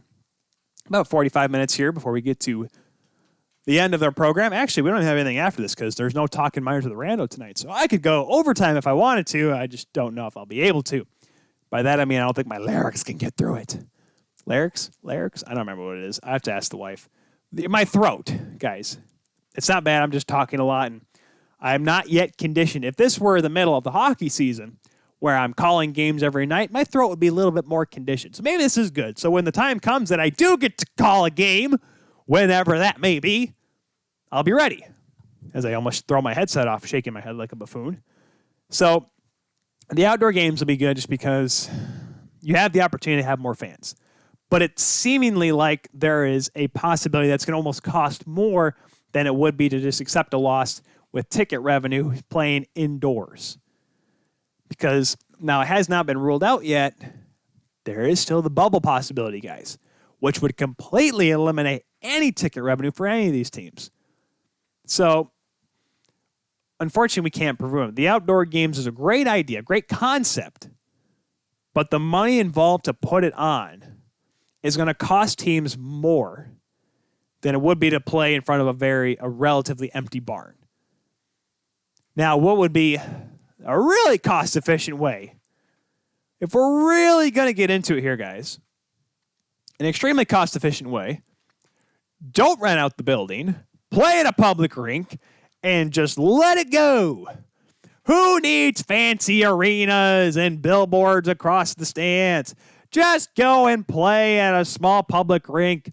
No fans allowed. Have that camera literally on top of the metal bleachers. Don't turn the heaters on. Save as much money as possible. Have the broadcasters, like all of us, just shaking while they're calling the game. And the puck goes up the right wing side and he shoots it. Because you're literally shaking. Ask Thomas Biondo about that. Him and I called a game at Kentwood one year, and even I got cold. That's how bad it was, calling games at one time. So the outdoor games would be interesting, but I just don't see it being a logistical option for teams that are trying to save money to spend more money to put more outdoor games in. Because, yes, you may be able to sell more tickets, but at what price, though? That's the thing. And by the end of it, the fans are not going to, think of it this way. if the league allows this, and the Bruins and the Penguins and the California teams and maybe some other teams join in this fray, say they do this idea of playing outdoor hockey, and say the NHL says, hey, do you guys want an outdoor game? Who's going to care about going to an outdoor game at Heinz Field because, my God, we had 20 of them last year? I'm just saying. They're not going to care anymore about an outdoor game, at least in their town. Now, yes, up there in Minnesota, when they get that Winter Classic, that stadium is going to be chock full of people. It's not going to matter because, well, it's only the second time they get an outdoor game. Remember, they played against Chicago, and that was awesome because Minnesota kicked the crap out of the Blackhawks in that game. One of the few times Minnesota's actually handled the Hawks.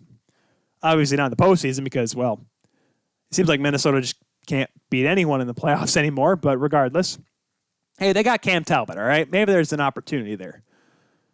So, wrapping up this thought here with the outdoor games.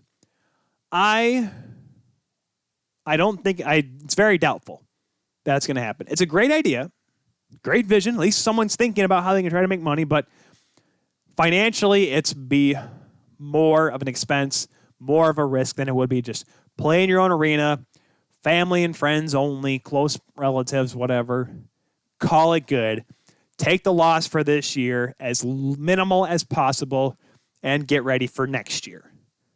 That's what I'm looking at. Now, yes, folks, that pretty much means the 21-22 season, there's not going to be a ticket in the entire NHL with the exception of the Florida Panthers that's going to be under $50. Just saying, because Florida, they're cheap. Arizona's pretty cheap too, but let's be honest.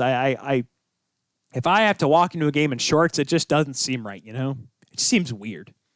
But moving on here, in what seems to be the last section of our program here tonight, we're going to be talking about the greatest goal of all time. Now, this is something that I've been monitoring. This has been put on by Sportsnet. And, I know some people are probably like, but Tyler, why would we care? First of all, they're like, are you all Sportsnet?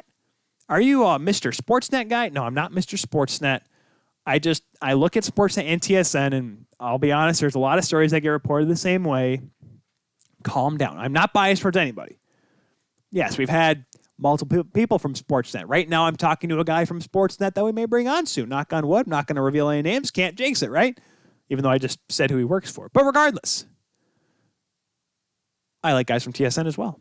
I like people from both sides. But anyways, Sportsnet, really filled the time, has been putting together a poll and pretty much had a tournament of the best goals in the history of the National Hockey League. Now, these are not the most inspirational goals. These are not the greatest moment goals. Like I said, that's why Paul Henderson's goal doesn't count. Rizzo's goal from the 80 Olympics doesn't count. We're talking about from the NHL and absolutely phenomenal, as Alex would say, phenomenal highlight reel goals. Goals that will be like Merrick Malik's goal in the shootout. A goal that's a highlight reel forever, even though as annoying as it gets. So the one that won. Now, I'm going to say the one that won right now because, first of all, it's on everyone's mind, and because, well, it's pretty, I would like to think it's pretty obvious. It is Alexander Ovechkin's goal in 2006 against Phoenix. Yes, I said Phoenix. Simply because of the fact that, well, at that time they were Phoenix. Let's see. Did we get any more votes? None whatsoever. Okay. Well, we had 2 votes before then, so let's just say both votes were for Ovechkin's goal. The goal where he falls on his back and throws it over his head. A rookie highlight for sure. Now, there has obviously been a lot of goals, and the ones I put in the poll were Ovechkin's goal in 2006, Rick Nash's goal where he dangles around the Coyotes again. Yeah, I get it. Dangles around the Coyotes, scores what actually was the game-winning goal in that game as well as Maxim Afinogenov's goal against Dallas where he does the spin move right in front, able to pull the puck out of his feet and push it in by John Graham. That goal was amazing. Now, why I want to discuss this, even though we have an answer, and yes, Ovechkin's goal may have been the greatest of all time, why I want to bring it up is because there's so many more that really had a good chance to be towards the top. Now, I believe the final 4, hold on. The Final Four consisted of Ovechkin's goal in 2006. I believe it had the Connor McDavid goal on Morgan Riley. I believe it had the Rick Nash goal as well as the Pavel Datsyuk goal against Mari Turco, or at least the drag, where the heel drag that everyone likes to do now when they play NHL. Excuse me. So there are, for me, a lot more interesting ones. Now, one that Ovechkin's got so many highlight reel goals. There is the one where he bounces off the boards and spins away from the defender against Montreal in the playoffs, ends up running into Carey Price. There's Bobby Ryan's tick goal against the Nashville Predators in the playoffs, where he literally just flings around. I believe it wasn't it Ryan Suter? Or not Ryan, or yes, it was Ryan Suter, where he just kept bringing it around him and then eventually ends up deking out Pecorine and roofs it backhand. A goal that I always have. First of all, Maxim Finneganov's goal. I have to give it props because Maxim Finneganov was so good during his time. Like, as a guy that, you really didn't know when his peak was. And I would love to bring on Jordan DeShane for this reason, because Finneganov was such a skillful player. And those Sabres teams that he played on were talented. They were just never good enough to get over the hump. He was on the 99 team. He was on the 07 team that made it to the conference finals, the President's Trophy winning Buffalo Sabres. Remember, he scored that big goal in Game 5 of the second round series against the Rangers. He was so talented, sneakily talented. And that's why that goal, where he literally finds in his feet and spinning around in front of the net, no one knocks him over. And this is back in the hook and grab era, too, where literally someone could have just grabbed him by the horse collar and yanked him down, and there would have been no call. But he somehow gets freed, dangles around, puts it in around John Graham. Beautiful goal. I love that one. And something I've kind of realized as I have looked through all of these goals is, and yeah, there's Marek Malik's goal. That's one of them. Oh, good Lord. I hate the NHL so much. But most of these goals are post-lockout. The ones on the list are Finneganov's in 03 and the goal by Peter Forsberg during the 02-03 season against Calgary, where he literally has the puck by himself and he just skates around the entire zone of Calgary's zone. And I know how long ago it is, because Roman Turek is the goaltender for the Calgary Flames. That's how old it is. And, of course, this is when Colorado had those ugly maroon or burgundy, but the Colorado going like the Rangers, something that everyone tries to duplicate nowadays, but not many people can do it right. That goal, which is literally him just shooting the puck. And, there's so many great goals. The ones that I...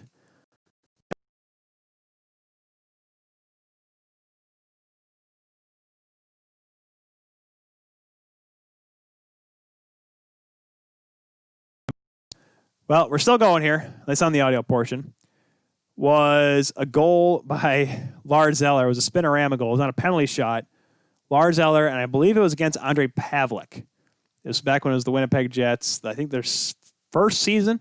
He literally does a spinorama, and he falls on top of Pavlik as he's coming across and he dangles in. I think it was Pavlik. For some reason, I think it was the Jets. I could be wrong, but it was Lars Eller. It was a beautiful goal. Why Datsyuk is so good is because he did it multiple times. He did it against Turco, live in game action, and then he perfected it in the shootout. He did it against, of course, the very famous one. We talked a little bit about him with Cody Janzen, Tomas Vokoun in the shootout after the lockout. I think he did it against Josh Harding as well, Minnesota Wild. And then everyone's like, oh, but he did a flip one against Antoniemi. Guys, it's the same move, except he flipped it. And for me, I'm like, that move is, and my brother tried to, every time we go out and play pond hockey, he would try to perfect that goal every chance he got. And even with no goaltender, it's a difficult move to do. Simply because the fact that, it's not an easy goal. And, it's because you have to be at the right speed and you have to have good edge work to be able to turn while you're doing that move. Now, and this is why I'm not knocking Ovechkin's goal, where he falls on his back. But that one is literally, yes, you'd be able to sweep the puck in, but 9 times out of 10, he doesn't make that. 9 times out of 10, he falls, the puck slides in the corner, and he just kind of does a tumbleweed in the corner going after the puck. But that's why that goal is such a great goal. Now, the fact that Datsyuk was able to do it multiple times is why I believe that goal is better. Now, yes, like I said, he did it once during the game, and he was able to perfect it in the shootouts and doing penalty shots. I get you there, okay?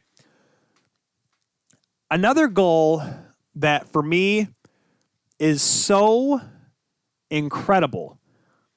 I remember, because we talked about it on the show after it happened. It was Matthew Tkachuk's goal in overtime at the last second against the Predators. For some reason, the fact that one wasn't higher just absolutely makes me mad, because we talked about it in length on the show because we broke it down. Tkachuk is speeding down the left wing side, full speed. And I'm just talking about him, guys. You're going to have to go home and watch them yourselves. Or if you go to Sportsnet, search Sportsnet greatest goal of all time, you can click on each one. You can watch each of them. The reason why the goal by Tkachuk is so impressive, he just darting down the left wing side, full speed. Their clock is ticking down. They're literally seconds away from a shootout. Puck jumps in the high slot, and Tkachuk, not just batting at it backhand, trying to get it towards the goal, decides to, in the split second, realize I can get more of it on my forehand. But instead of trying to go backhand, forehand, or turn and open up and shoot and shoveling it forehand, he decides at full speed to go between the legs and shove it up backhanded, or forehand, between the legs, over, I believe it was Saros? Okay, hold on. Now I got to watch it. Can I watch it live here? Yes, it was on Pecorine. Okay. I just had to see the image. It was on Pecorine. Beautiful goal. There you go. That one should have been considered more because it's a very quick play. You can't think about it. You are a millisecond away, one way, from tipping it off the toe and going in the corner or missing it entirely. That's why that goal is so impressive for me. And I found out there's actually another one that's not. Oh, yes, the Peter Schaefer goal. Oh, my goodness. I can't believe I forgot this one. I'm sorry, there's 3 goals pre-lockout here on this list. And it's Peter Schaefer against Dallas, Marty Turco. So the puck's coming down the wing. I don't have to watch the video. I just remember I can see the highlight. This is why if you do too many deep dives on YouTube, you find all these highlight reel goals. So Peter Schaefer's coming on the wing, and Marty Turco, a lot of people you remember, Michigan boy, by the way, Michigan goaltender Marty Turco, likes to play the puck, was never afraid of coming out of the goal. I'm pretty sure he hit a couple. I remember those series against Edmonton. He'd come out of the net and hit everybody. He didn't care. Back in the early 2000s, when that rivalry was at its peak between Edmonton and Dallas. Late 90s as well, I should probably mention. So he was always a goaltender, loves to go out of the net, play the puck, was a really good puck-playing goaltender. Both in college at Michigan, up through the minor league ranks, which wasn't that long, to be honest with you, and, of course, with Dallas for the majority of his career. He was coming out of the net. Peter Schaefer's skating down the right wing side, so Turco's coming out to his glove side. Turco comes out, and he's about halfway out and realizes, oh, snap, Peter Schaefer's fast, or he's faster than he thought. So he's going to do the Hasek, do the big layout, try to block him, try to trip him up, which I have done from time to time in this play, just like Turco. Sometimes have been unsuccessful. But instead of dragging it around or somehow just shooting it by him, Schaefer chips the puck over Marty Turco, somehow avoids getting tripped by Marty Turco, and as the puck is about to go wide of the goal, Schaefer dives out and taps it with the backhand of his stick, the very tip of his blade, into the open cage. Full speed, diving across, great effort, beautiful goal. That one's fun because it's not a typical goal. We go with the Ovechkin kind of logic here. 9 times out of 10, Schaefer misses it. He gets tripped. He misses the bat. The puck goes wide. Turco gets it, whatever. Or Schaefer pulls up, realizing he doesn't want to hit the goaltender. There's a lot of things to consider on that play. That time it worked out for Peter Schaefer. Another one, looking at there's Ales Hemsky's goal. Remember when Ales Hemsky played for Ottawa? I almost said Edmonton, but everyone remembers that. I'm talking Ottawa. Guys, this is how deep dive of the goal this one was. And where is it? Can I find it? I can't find it. It's okay. But it's a pretty goal because Hemsky was way past his prime at this point, but he was able to literally just dangle his way through. And Hemsky was such an underrated player, and that's because for the longest time, he played on such a bad. I mean, when he was younger in the early 2000s, yes, Edmonton was making the playoffs, but they'd always run into Dallas. It's how it seemed like almost every year for a while. And Hemsky was on those teams. Ryan Smith as well. Remember the Tommy Salo years? Holy cow. He was on that team. And then, of course, there was the lull up into the lockout. And then there was 2006 when Hemsky was leading this charge with Horkoff and Ethan, Rafi Torres. I don't think Morrow was there yet. And, of course, Ryan Smith and Chris Pronger and, Dwayne Rollison. I'm not saying, I almost said, UC Markkinen, but people like to forget Markkinen in Edmonton because of that 2006 series. But he was such a great player, and the fact that everyone's like, whoa, what a play, but it's the fact that he was past his prime and showing that he still had that touch that he had with those Edmonton teams where he was the go-to guy. He was their best player because it's really all they had for the longest time with him and Ryan Smith. How many times is Bobby Ryan on this list? So Ovechkin's on 1, 2, holy cow. All right, hold on. I'm going to do a quick count here. 1, 2, 3. Okay, McDavid is on here only 3 times. As is, it looks like Malkin's on here 3 times as well. Jason Spetz is on here once. Taves is on here. McDavid's on here 3 times. 3 times? 4 times. Yep, just 3 times. Okay. There's a couple of very, relative characters here in all this. Now, one that is incredibly underrated is Jordan Eberle's goal because imagine in your first National Hockey League game. Yes, you're playing on a relatively bad Edmonton Oilers franchise, but you had a successful junior career. You won a gold medal in the World Juniors in 2009 where you literally saved Canada against Russia. Big and a great goal. Remember, forehand, backhand. Can you believe it? I can. Yeah, that goal. Almost saved Canada in the 2010 gold medal game. Had it not been for Martin Jones not being able to protect the short side against John Carlson, but that's neither here nor there.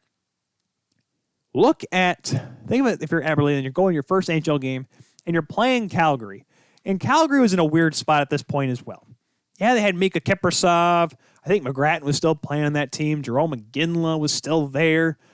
It was an interesting group. They were past that point of being a contender for anything, but they had some talent there. So you have a Battle of Alberta that's just more or less, kind of how Montreal and Toronto was for a while when Toronto was bad and Montreal was good. And even, when Toronto and Ottawa a little bit as well, when Toronto was bad and Ottawa was good. Kind of like a weird game. I'm like, okay, there's sentimental value here, but there's not going to be much for this game. Yeah, you'll see a few fights because it's the Battle of Alberta. We talk here in Michigan. Ohio State. Well, it's a big game and sentimental value, but Ohio State's probably going to win by 30. That's how it works in here in football. Hockey is a little bit different. But Jordan Eberle goes into his first game. The puck, he gets put on the penalty kill because at that time, Tom Rennie was the head coach and, let the rookie learn kind of how to play everywhere. Very skillful, still has good hands. We saw it this past year in the playoffs. Still talented, and he showed that as a rookie. How about in your first game, you have a 2-on-1, all right? So if you're coming out your right side, your right-handed shot, 2-on-1, the penalty kill. Let's just get a shot on goal here. You have a guy to your left. I could pass it over to him, but the defenseman's got a really good lie on me. Maybe just get a shot on goal. Go for a rebound, try to get a banging goal, a dirty goal on the penalty kill. That'll get the boys fired up. That'll get the crowd fired up here at Rexall Place. Or you can realize there, Jordan Eberle, literally drag around the defender over the stick, step over the defenseman's stick, not trip, and go on the backhand and shelf on Mika Kiprasov. That's a good way to make an impression, don't you think? I mean, who was the defenseman on that goal? Can I see it? I can't tell from that angle. I don't want to play the video because I don't want to ruin the issues with the stream because we've already had enough issues with that. But it's such a pretty goal because he's kind of falling down too at that backhand. It's such a sleek move, and it just shows that the kid had confidence to not just make a, force a pass or force a shot on goal or go high and wide to the short side like you see so many guys do. It seems like on 2-on-1 or 2-on-0 breaks. Well, not 2-on-0 breaks. They try to do too many passes. But to have the presence of mind to realize I can dangle this guy. I can, actually make a move. That's why that goal for me is so incredible. The Evgeny Malkin spinorama goal against, was that not against Edmonton? Where was it? Where is it at? Hold on. I got to find it. Shades of Mario, Spin Doctor. Who was that against? That was, it was Edmonton. I was right. That goal was, it's skillful in the fact of the shot because you're coming down the right wing if you're Evgeny Malkin, full speed, and you see a defender on you. And you think, well, this guy's, I can't even tell who the defender is. It's Anders Nielsen in goal. Something faint. This was the 2015-2016 season, guys, so don't forget that this was a bad Oilers team at this point.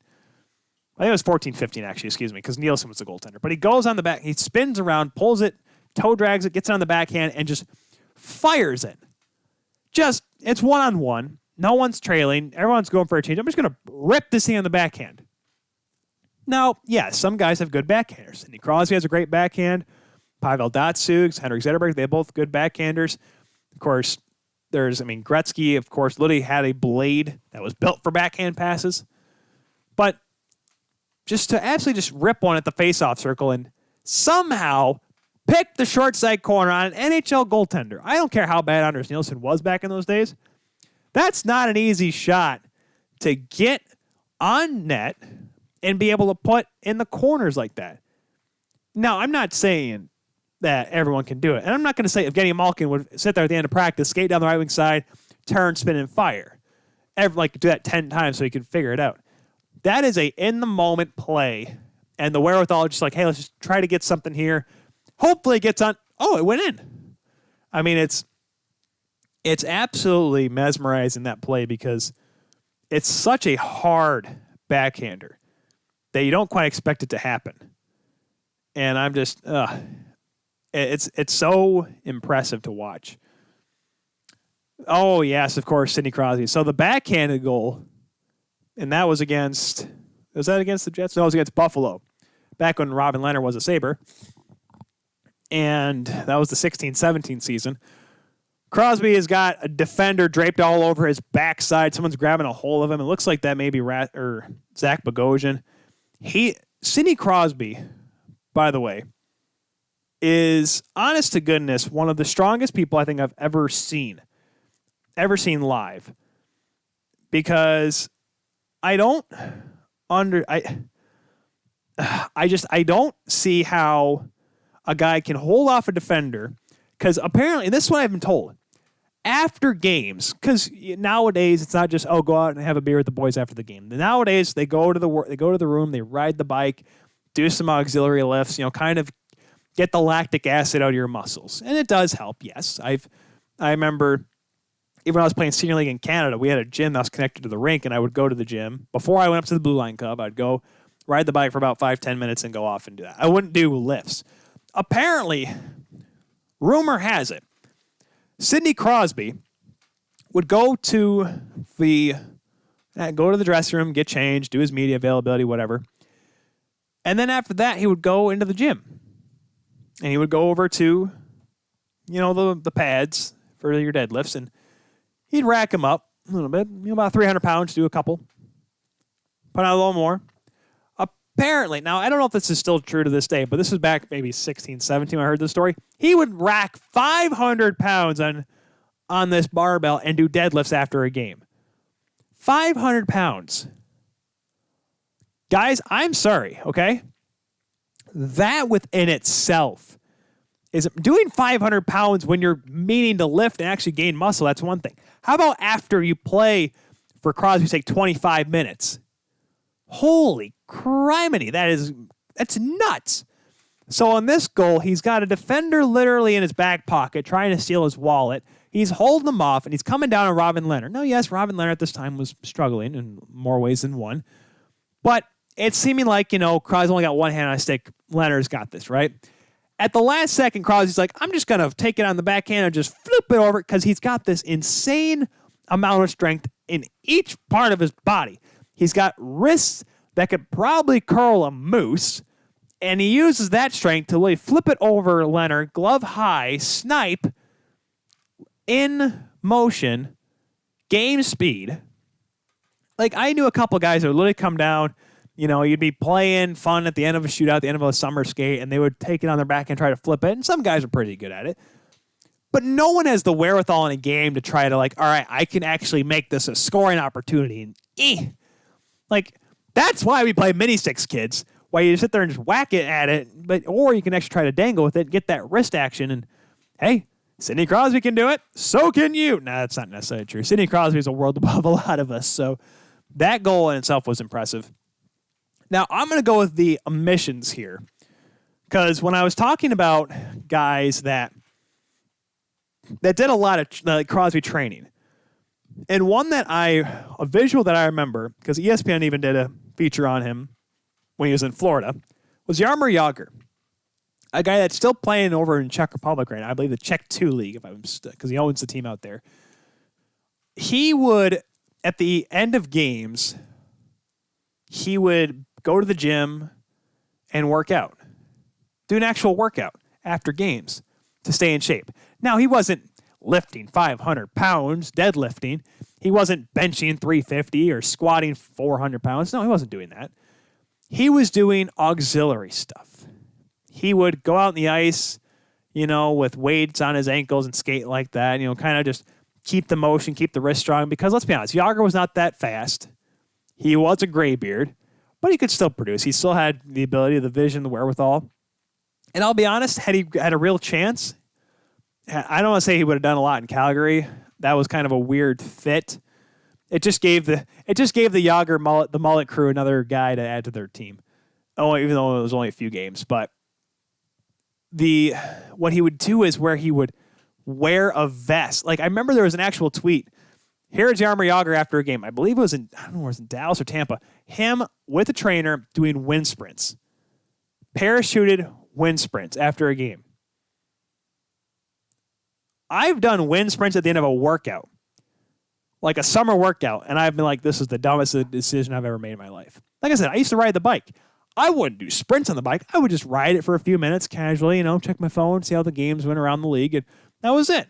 I didn't go out and like, all right, boys, Bago, let's go. Yeah. Like, this guy is 40 some odd years old and making 20-year-old Tyler look like a bum, which, I mean, I was. But regardless, this guy was an absolute machine, which is why it is a crying shame that his goal in the 91 final against the Blackhawks is not on this list, where he literally dangles, where Harry Neal on the call. Let's see if I can do it. I'm trying to think if I can do my Bob Cole impression on it. Jagr with it. Nice move. Another nice move. He's in. Scores. Jagr. I think that's how the call went. I'm trying to think. But Harry Neal's answer, the response for it was great. He deked everybody but 4 people in the arena, and 3 of them are ushers. And I remember that one because Harry Neal and Bob Cole, they were the best tandem. I don't care what anyone says. Joe Bone and Harry Neal was great too, but Harry and Bob Cole on Saturday nights I was very young, unfortunately, when they decided to part. Well, actually not really, because they were there for a long time. Never mind. But I was not able to see them at their peak in the 90s, and yeah, I did see them a little bit in the early 2000s, but not as good. I mean, they were at the pre-94 lockout. They were, I'd say, at their peak for sure, because Harry Neal, because that was a great tandem. That was the Bob Cole and Harry Neal were the Pat Summerall, John Madden combo of hockey broadcasting. For those people that would understand the reference then. You had Bob Cole, who could tell a story like no other, and Harry Neal, he wasn't quite as much as the board and all that stuff. Wouldn't draw the X's and O's across your screen, but he'd come up with the old quirk every so often and made it quite entertaining. And I remember how I mentioned Paul Henderson's goal in Game 8 of the 72 Summit Series, why that's omitted from this list. Because obviously it's a great moment, a goal and a big moment. The goal that would be an interesting goal to look at is his goal that won Game 7 of that series in Moscow. Paul Henderson, who at the time, I believe, I'm in 72, I think he was with the Leafs at this point. He had played for the Red Wings in the 60s, made a couple of cup finals, never won, unfortunately, Paul Henderson. Born out of Lucknow, Ontario, by the way, Paul Henderson. His goal, where I don't know if he deked one, I'm trying to think of the goal off the top of my head. He got around one defender, and because you look at some goals back in those days, and because the hands back then was very choppy, stick handling. You watch anyone, and they just push the puck, maybe make a quick move and shoot. And now that's how they would score, because if you ever lifted the puck, it seemed like it always went in the back of the net. Or if you shot it low, hard enough low on the ice. That's why Boom Boom Geoffrion, Bernie Geoffrion, Sr., he was a phenomenal hockey player because he could shoot the puck hard and he didn't have to lift it because no goaltender was going to go down and try to break their ankle trying to stop a shot. So that's why that began to work. But the goal that was scored was just a very dynamic goal because, I don't know, Paul Henderson, he's coming down full speed, makes a move around and beats Tretiak, which for the longest time in that series seemed almost impossible. But it's a very underrated goal. I suggest people to go back and look at it.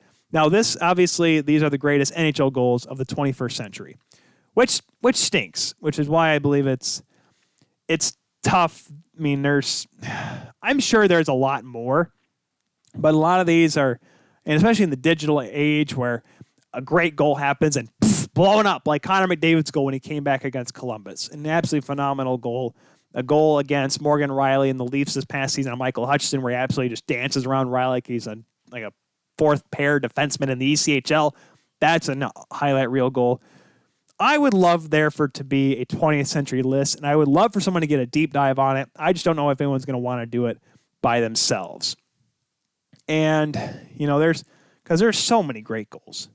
So many great goals that I think are missed out on. I'm sure there was a couple in 2000, 2001.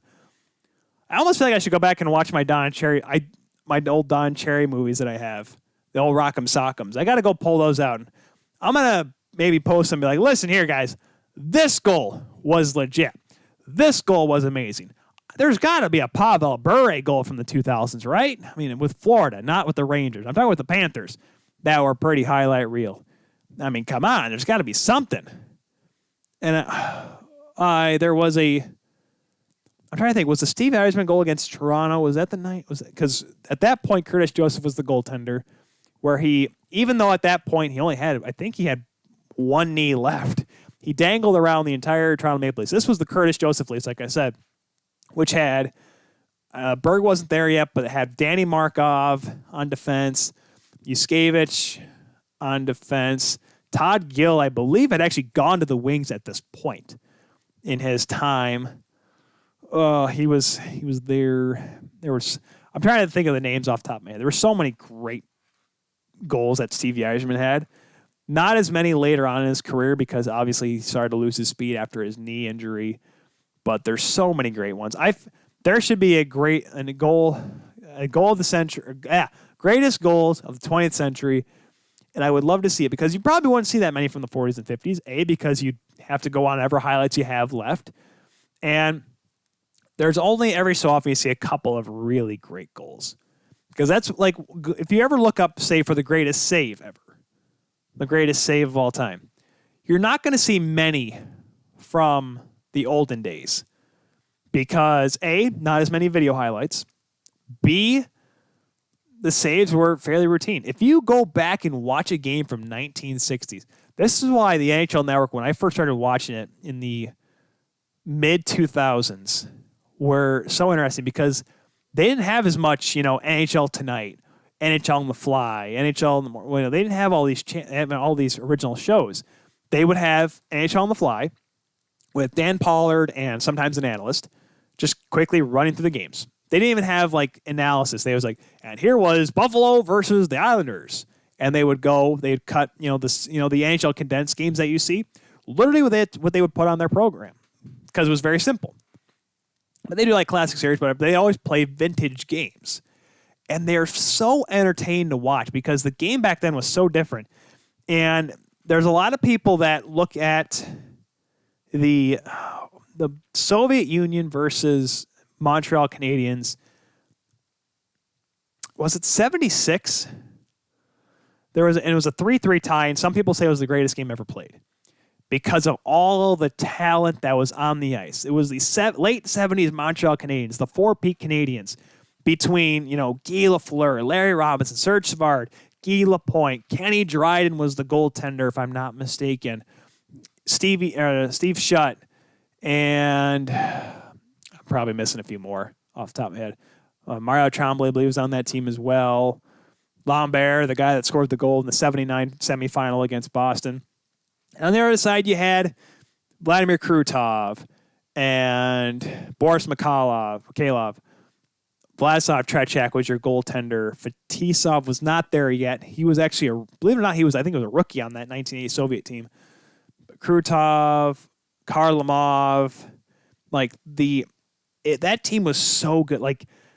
It was literally the best team in the international game against, at that time, the best team in the NHL.